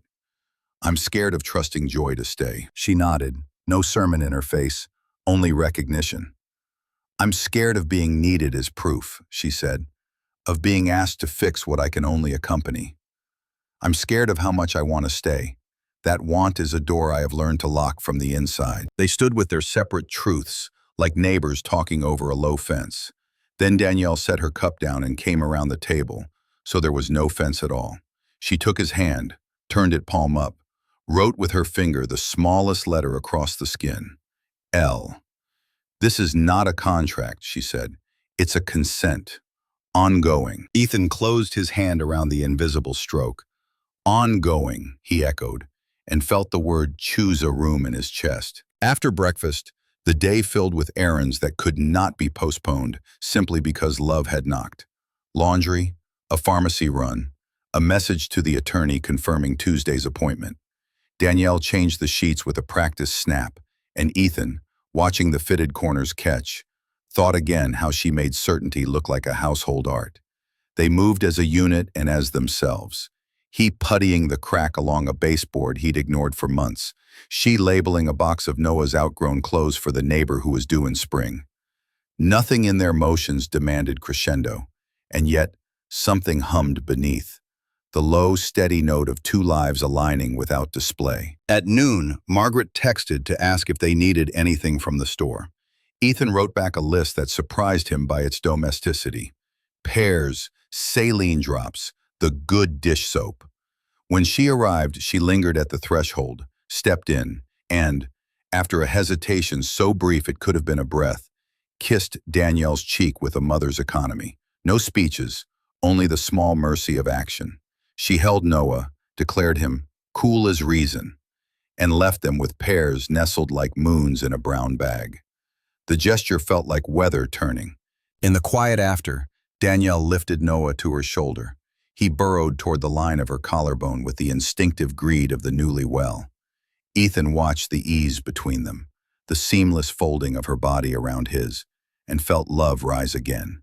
Not the sudden flare of a match, but the dependable burn of a lamp trimmed right. "Can I ask you something?" he said. "You can ask me anything," she answered. "When you said me too last night," he began, then faltered, choking on the fear that questions can sometimes bruise a perfect moment. He tried again, slower. "What did you mean, precisely?" "I don't want to staple gun my meaning onto yours." Danielle's smile held both humor and care. "I meant that the gravity between us has shifted from accident to intention," she said.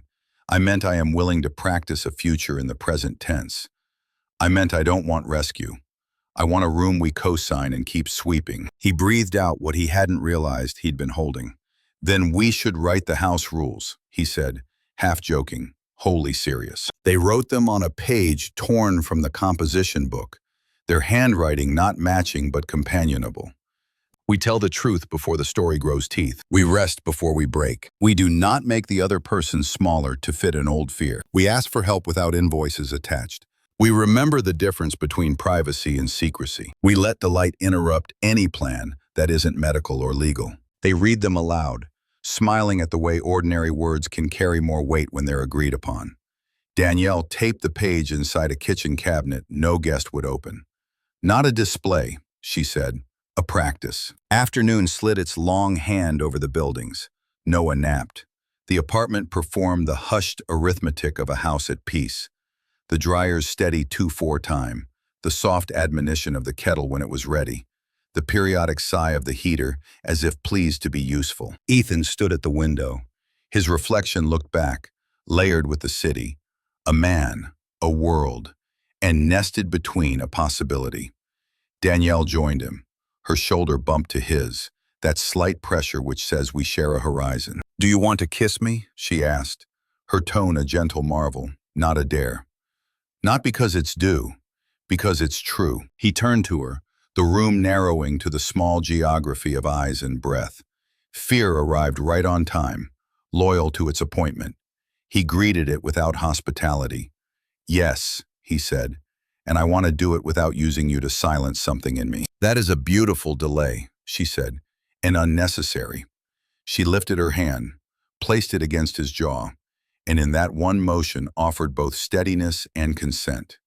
He stepped closer. Her other hand found the fabric at his collar, the place where cotton becomes an anchor. The kiss was not cinematic. It did not demand an orchestra. It arrived like rain finally permitted to touch ground, clean, inevitable, patient. He felt the question in it, and the answer. He felt how a mouth can promise slow. Danielle's breath slowed to meet his. Her shoulders loosened. His hands remembered that gentleness is a kind of strength that doesn't pose. They parted a little, the way you do when the body wants both nearness and air. She rested her forehead against his. There, she whispered. See?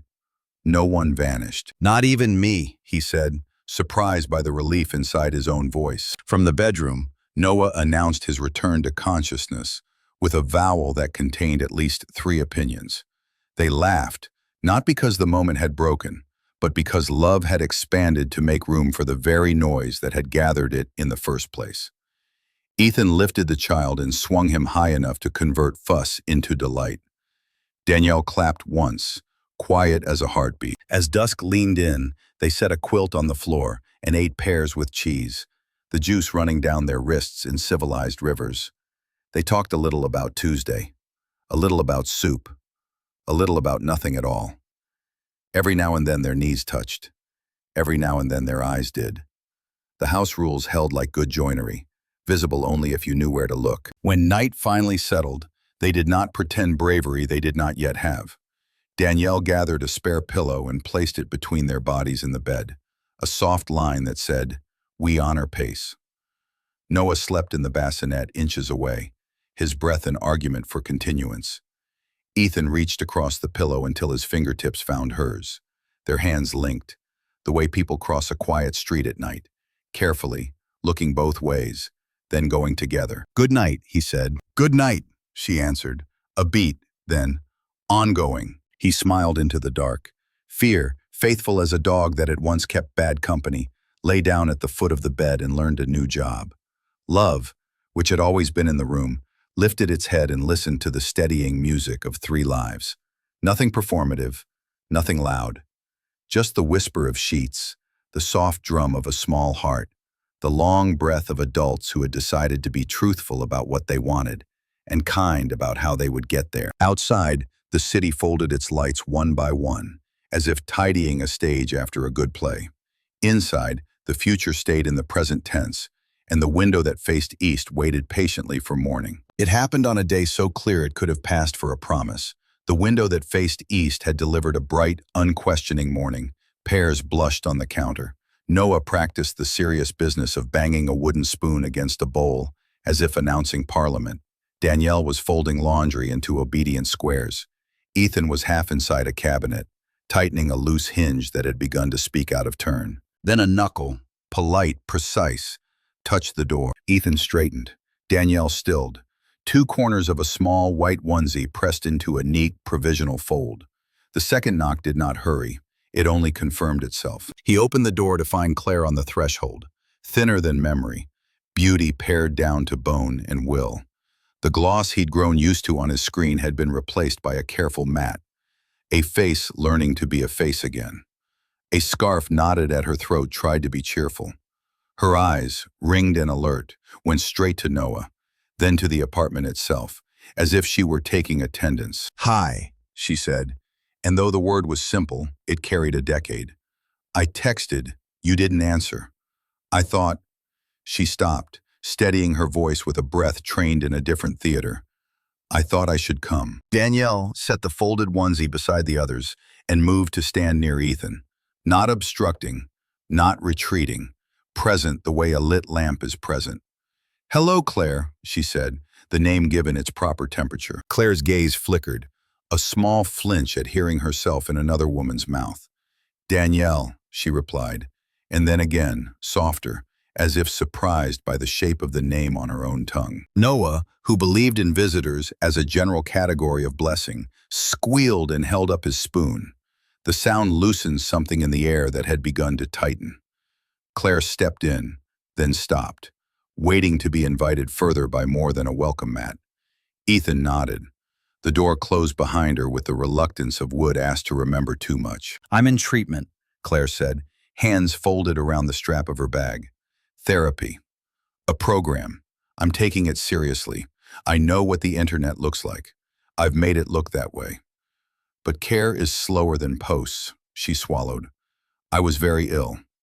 I didn't have the language for it. I know that doesn't build a crib." Silence held the room steady while her admission looked for a place to sit. Danielle inclined her head, not in forgiveness, no one had asked for that, but in recognition of a truth laid down carefully. "Postpartum can turn the lights down on a life," she said. "I'm sorry you were in the dark." "I left," Claire said, as if reading a headline out loud so that no one would revise it under their breath. "And I can't unleave. But I am here now. I want to see my son." Ethan lifted Noah, who promptly abandoned his spoon to pat his father's beard with grave concentration. "You may," he said. "We'll keep things gentle." He offered the child slowly, like passing a flame. Claire reached. Her hands trembled in a way rehearsals do not permit. Noah went willingly for a breath, then leaned away, uncertain not at the newness of her face, but at the absence of its history.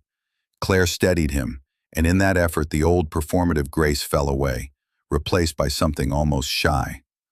"Hello," she whispered. "I'm Claire." The sentence broke on the hard edge of the name she didn't quite yet feel permitted to say. They moved to the couch. Claire's perfume, expensive, luminous, drifted like a ghost of former rooms. Noah sat on her lap and studied her without malice, the way babies study light. He touched the scarf, tugged once, giggled at the way the knot held. Claire laughed then, a small, startled sound neither camera-ready nor tragic, simply human.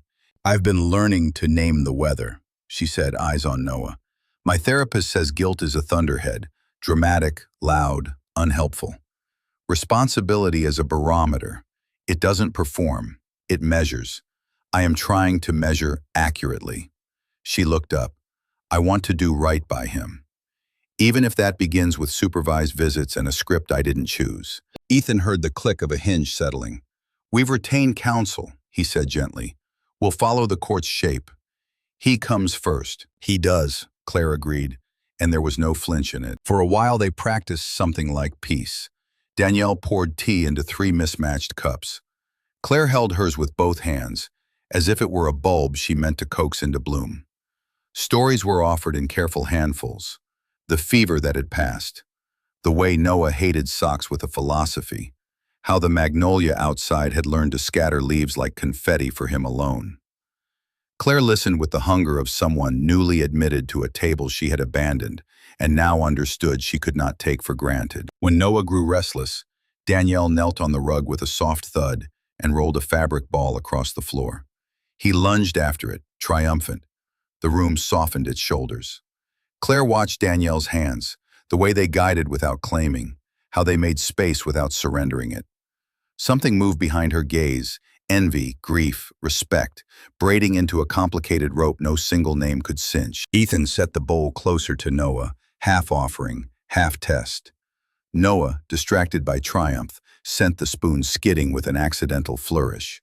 It tapped Danielle's ankle. She laughed, caught it, and without thinking, said what she always said when small victories needed applause. "That's it, baby. Mama sees." The word entered the room the way true things do, quietly and then irrevocably. Claire froze, the tea cooling in her hands.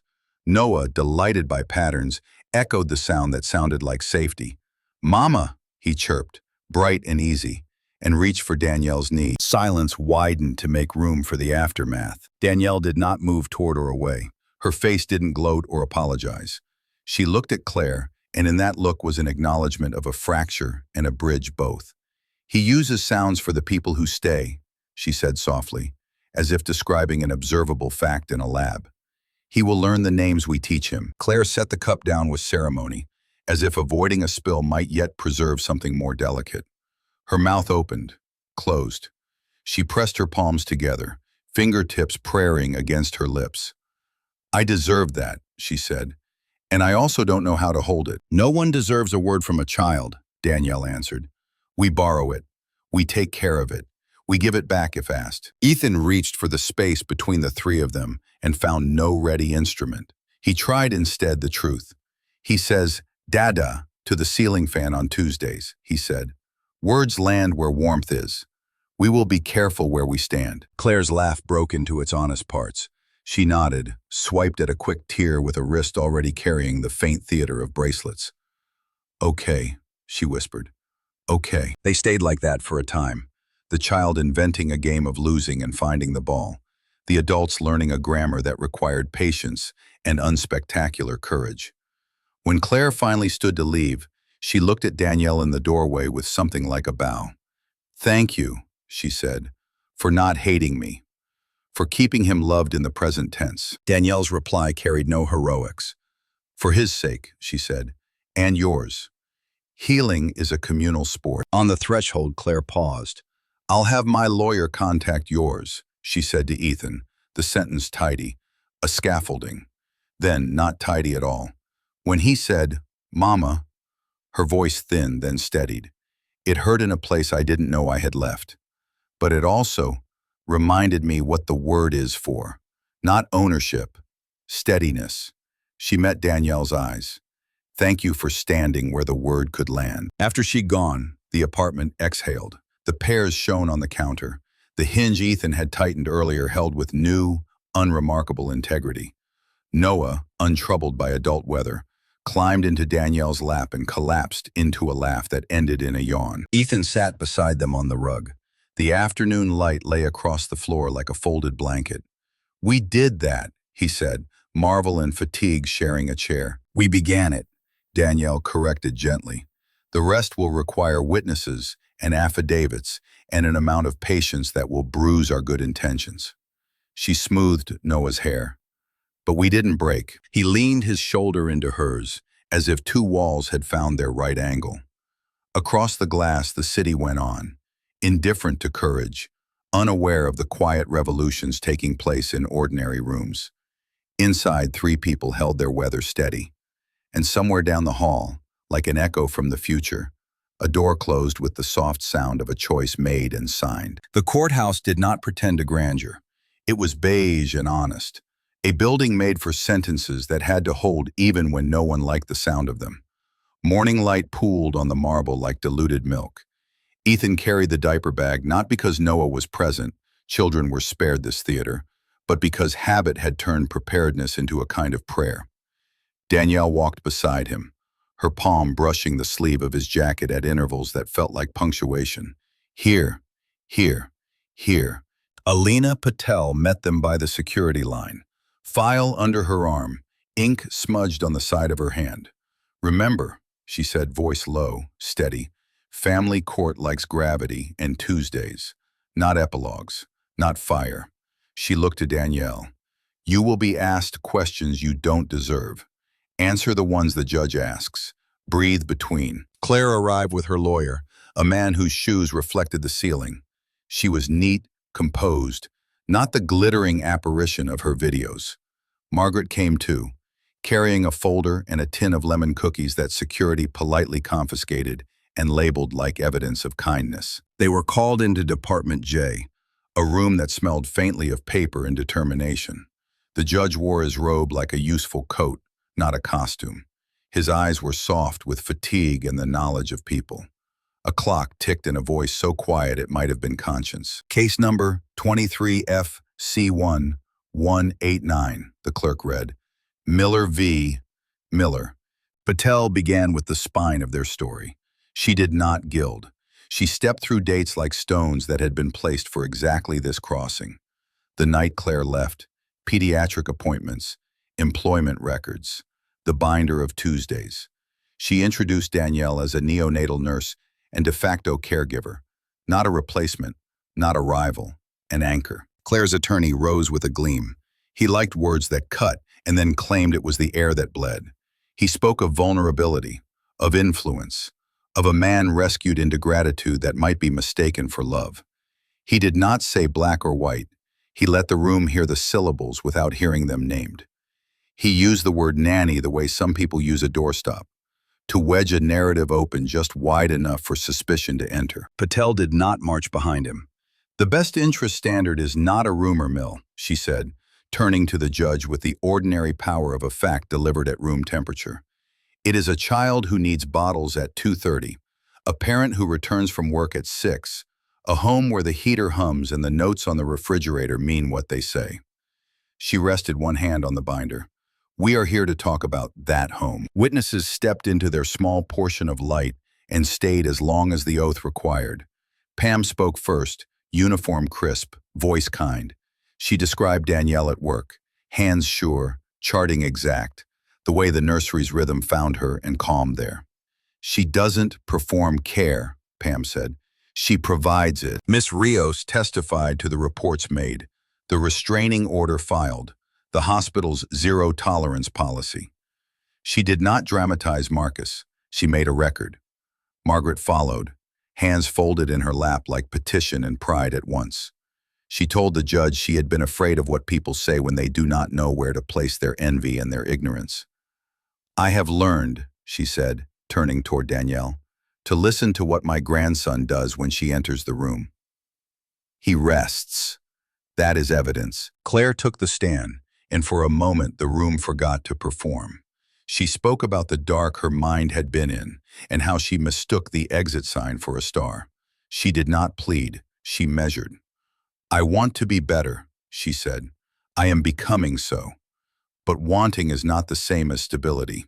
I know that." Her lawyer flinched at the honesty, as if inconvenient truth were a breach of contract. Cross-examination turned prickly. "Miss Carter," Claire's lawyer said, chin lifted, "would you say you encourage Mr. Miller to rely upon you?" "I would say," Danielle answered, "that infants teach adults how to prioritize. I showed up because he needed help, and the baby needed sleep. People who show up tend to be relied upon. That is not seduction, it is schedule." "Are you aware the child called you mama?" he pressed. "I am aware the child uses sounds to signal safety," she said, not defensive, simply accurate. "Names will settle where the adults make room." He tilted his head. "Do you intend to replace his mother?" "No," Danielle said. "I intend to be one of his homes." Patel rose. "Ms. Carter," she asked gently, "would you describe an ordinary evening in the Miller apartment?" Danielle did what she had done for months. She placed Tuesday on the table. She described bath time, the warm towel pledge, the cup tilted just so. She described the sticky notes, the way Ethan reads them less and lives them more. She described pears eaten over the quilt and the laugh that turns into a yawn. She did not say love. She didn't need to. The room could smell it like toast. When Ethan took the stand, he did not polish. He told the judge he had mistaken shine for warmth once and had learned the difference. He said he did not hate Claire. He said he would not permit a platform to decide his son's circadian rhythm. "I'm not asking the court to punish anyone," he said. "I'm asking it to honor what exists." Claire's attorney tried to paint Ethan as susceptible, as a man rescued into gratitude. "Are you in a romantic relationship with Miss Carter?" he asked, pouncing. Ethan let the question sit in the air until it exhaled. "Yes," he said. "We are careful with that truth in front of the child. We are not hiding it from the court." He glanced at Danielle, not for approval, but for alignment. "Our relationship has made this home calmer, not louder." The judge leaned forward, the sort of movement that means a decision is acquiring bones. He asked about schedules, immunizations, the availability of each adult if the baby woke with a fever at 3 a.m. Danielle did not have to say fever night. It was in the way Ethan answered without looking at her to borrow knowledge. It was in the way her shoulders lowered when he remembered the pediatric dosage, as if it were a hymn. There was a pause, the solemn housekeeping of justice, while everyone pretended they were not waiting for a life to be stamped. Then the judge spoke, voice even, words chosen like nails that do not split the wood. "This court is not a confessional," he said. "It is an instrument. We do not adjudicate redemption. We allocate responsibility. The child's best interest is the only north." He outlined the order with the care of a blueprint. Primary physical and legal custody to Ethan Miller. A schedule of supervised visitation for Claire, increasing in duration upon completion of treatment benchmarks, and co-parenting classes. A recommendation for family counseling, and, notably, the court's acknowledgement of Danielle Carter as a consistent caregiver. While the court cannot confer parental rights absent legal process, he said, it recognizes Ms. Carter's role in the child's daily welfare and authorizes a limited medical consent designation when the father is unavailable. It was not poetry. It was better. It was scaffolding. He looked at Claire last, and his tone did not scold. Ms. Miller, he said, this is not the end of your sentence. It is its first truthful clause. Show us the next one. A murmur rippled, a release of breath more than sound. The gavel did not bang. It nodded. Papers were signed, copies stamped. Shoes resumed their ordinary noises. In the hallway, Patel squeezed Ethan's shoulder, then Danielle's. Go home, she said, practical as ever. Make Tuesday. Claire approached, eyes rimmed pink but unembarrassed. Thank you, she said to both of them, the words difficult and therefore valuable. For not making me a villain I couldn't climb out of. Danielle's answer was simple. For his sake, she repeated, as she had in the doorway days ago. And yours. Margaret, flouting courthouse decorum, produced the rescued lemon cookies from her bag. Security had relented after all, and pressed one into Danielle's palm, as if an oath could be sugared. You were magnificent, she whispered, then added to Claire, and you were brave. Outside, the afternoon had the crispness of paper newly fed into a typewriter. The city went on.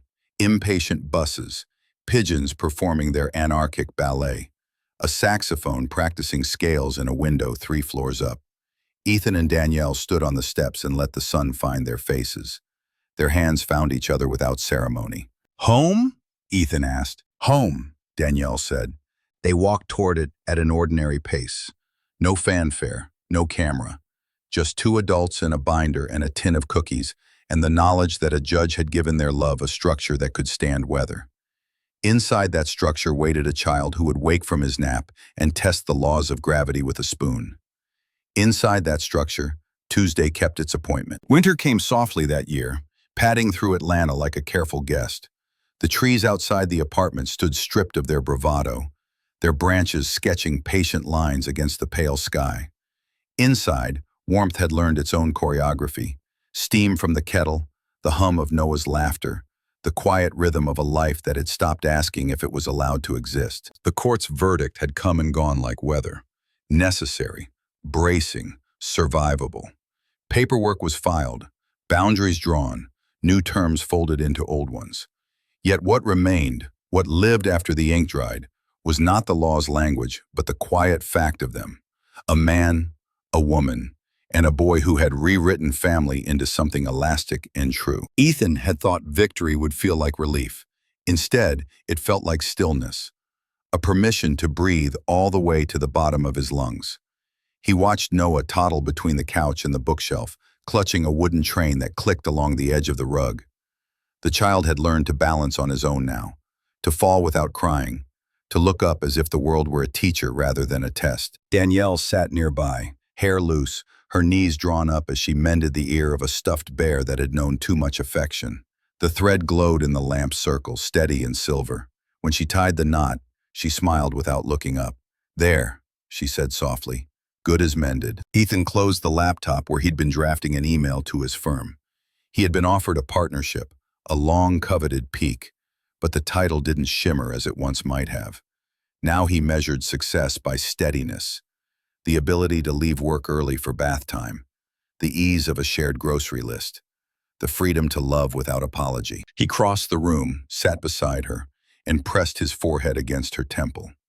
Do you ever think about how strange this is? He murmured. Danielle laughed, low and warm. Every day, but I've stopped thinking strange means wrong. Some miracles just refuse the standard blueprint. Noah, hearing the laughter, squealed in solidarity and flung his train toward them. It landed safely in Ethan's lap, a gift wrapped in chaos. Danielle leaned her head back, eyes bright with something gentler than triumph.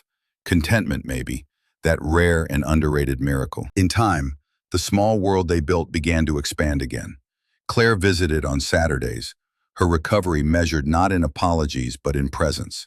She brought picture books and patience, learning how to listen to her son's new language without translating it into regret. Sometimes when she left, she lingered in the doorway, her eyes soft but steady. "He's happy," she would say, and Danielle would nod, because truth doesn't need permission to be spoken twice. Margaret came often too, with lemon cookies and the kind of gossip that made even the city seem neighborly. She and Danielle had developed their own rhythm, two women who had learned, through different routes, the same lesson. Love was rarely polite, but it was persistent. Spring arrived like an exhale. The magnolia outside bloomed again, reckless and unapologetic. Ethan hung the mobile he had built months ago above Noah's crib. The small wooden constellations turned lazily in the breeze from the window, tracing their patient orbits. "You'll outgrow this soon," he told his son, voice catching on tenderness. "But I'll leave it up for a while. It reminds me how we all learned to turn together." That evening, they picnicked in the park, a patchwork blanket, a thermos of lemonade, Noah in denim overalls that made him look like a very small farmer with ambitious dreams. Around them, the world moved easily, joggers passing, children shouting, the air thick with the smell of grass and grilled food. Danielle rested her head against Ethan's shoulder. "You ever realize," she said, "we built a home without noticing. We just kept showing up until the walls appeared." He smiled. "I think that's how most good things happen." The sky deepened, and streetlights flickered to life, one by one, like applause that didn't want to interrupt. Claire arrived halfway through sunset, joining them quietly, carrying a small kite shaped like a swallow. Noah shrieked with delight when it caught the wind, darting and diving above them, tethered yet free. All three adults laughed, awkward at first, then easy. The sound carried upward, bright as forgiveness. Later, as darkness folded over the city, Ethan looked at the people gathered on the blanket, the woman he loved, the woman he had once loved, and the child who had made them both braver than they ever meant to be. He realized, with the kind of clarity that feels like grace, that family was not defined by resemblance or paperwork, but by the number of hearts willing to stay when things became complicated. Noah, drowsy from the excitement, leaned against Danielle's chest and began to hum nonsense. She rocked him gently, the rhythm older than language. Claire watched, not jealous but tender, as if witnessing the moment love transcended its own architecture. Ethan reached for Danielle's hand, and when she met his eyes, the whole long road between them seemed to shorten into now. "This," he said quietly, "this is what I never knew I was fighting for." Danielle turned to him, the dusk catching the gold in her eyes. "We didn't fight to win," she said. "We fought to belong." And they did. Belong. Fiercely, imperfectly, beautifully. When they walked home under the streetlights, Noah asleep between them, Ethan thought of every note still taped to the refrigerator. Tired before hungry. Rock first, feed second. They had become a map, once necessary, now ceremonial. He smiled at how survival had turned to living, and living to love. The city hummed on, but the apartment on Maple Street glowed like a lantern, its windows open to the night. Inside waited warmth, laughter, and the patient work of tomorrow. Because this was not the story of a rescue, it was the story of a return, each of them, in their own way, finding the courage to come home. If this story touched your heart, take a moment to like, comment, and follow. Your support helps stories like this find the readers who need them most. A reminder that love, no matter how it begins, can still choose its way home.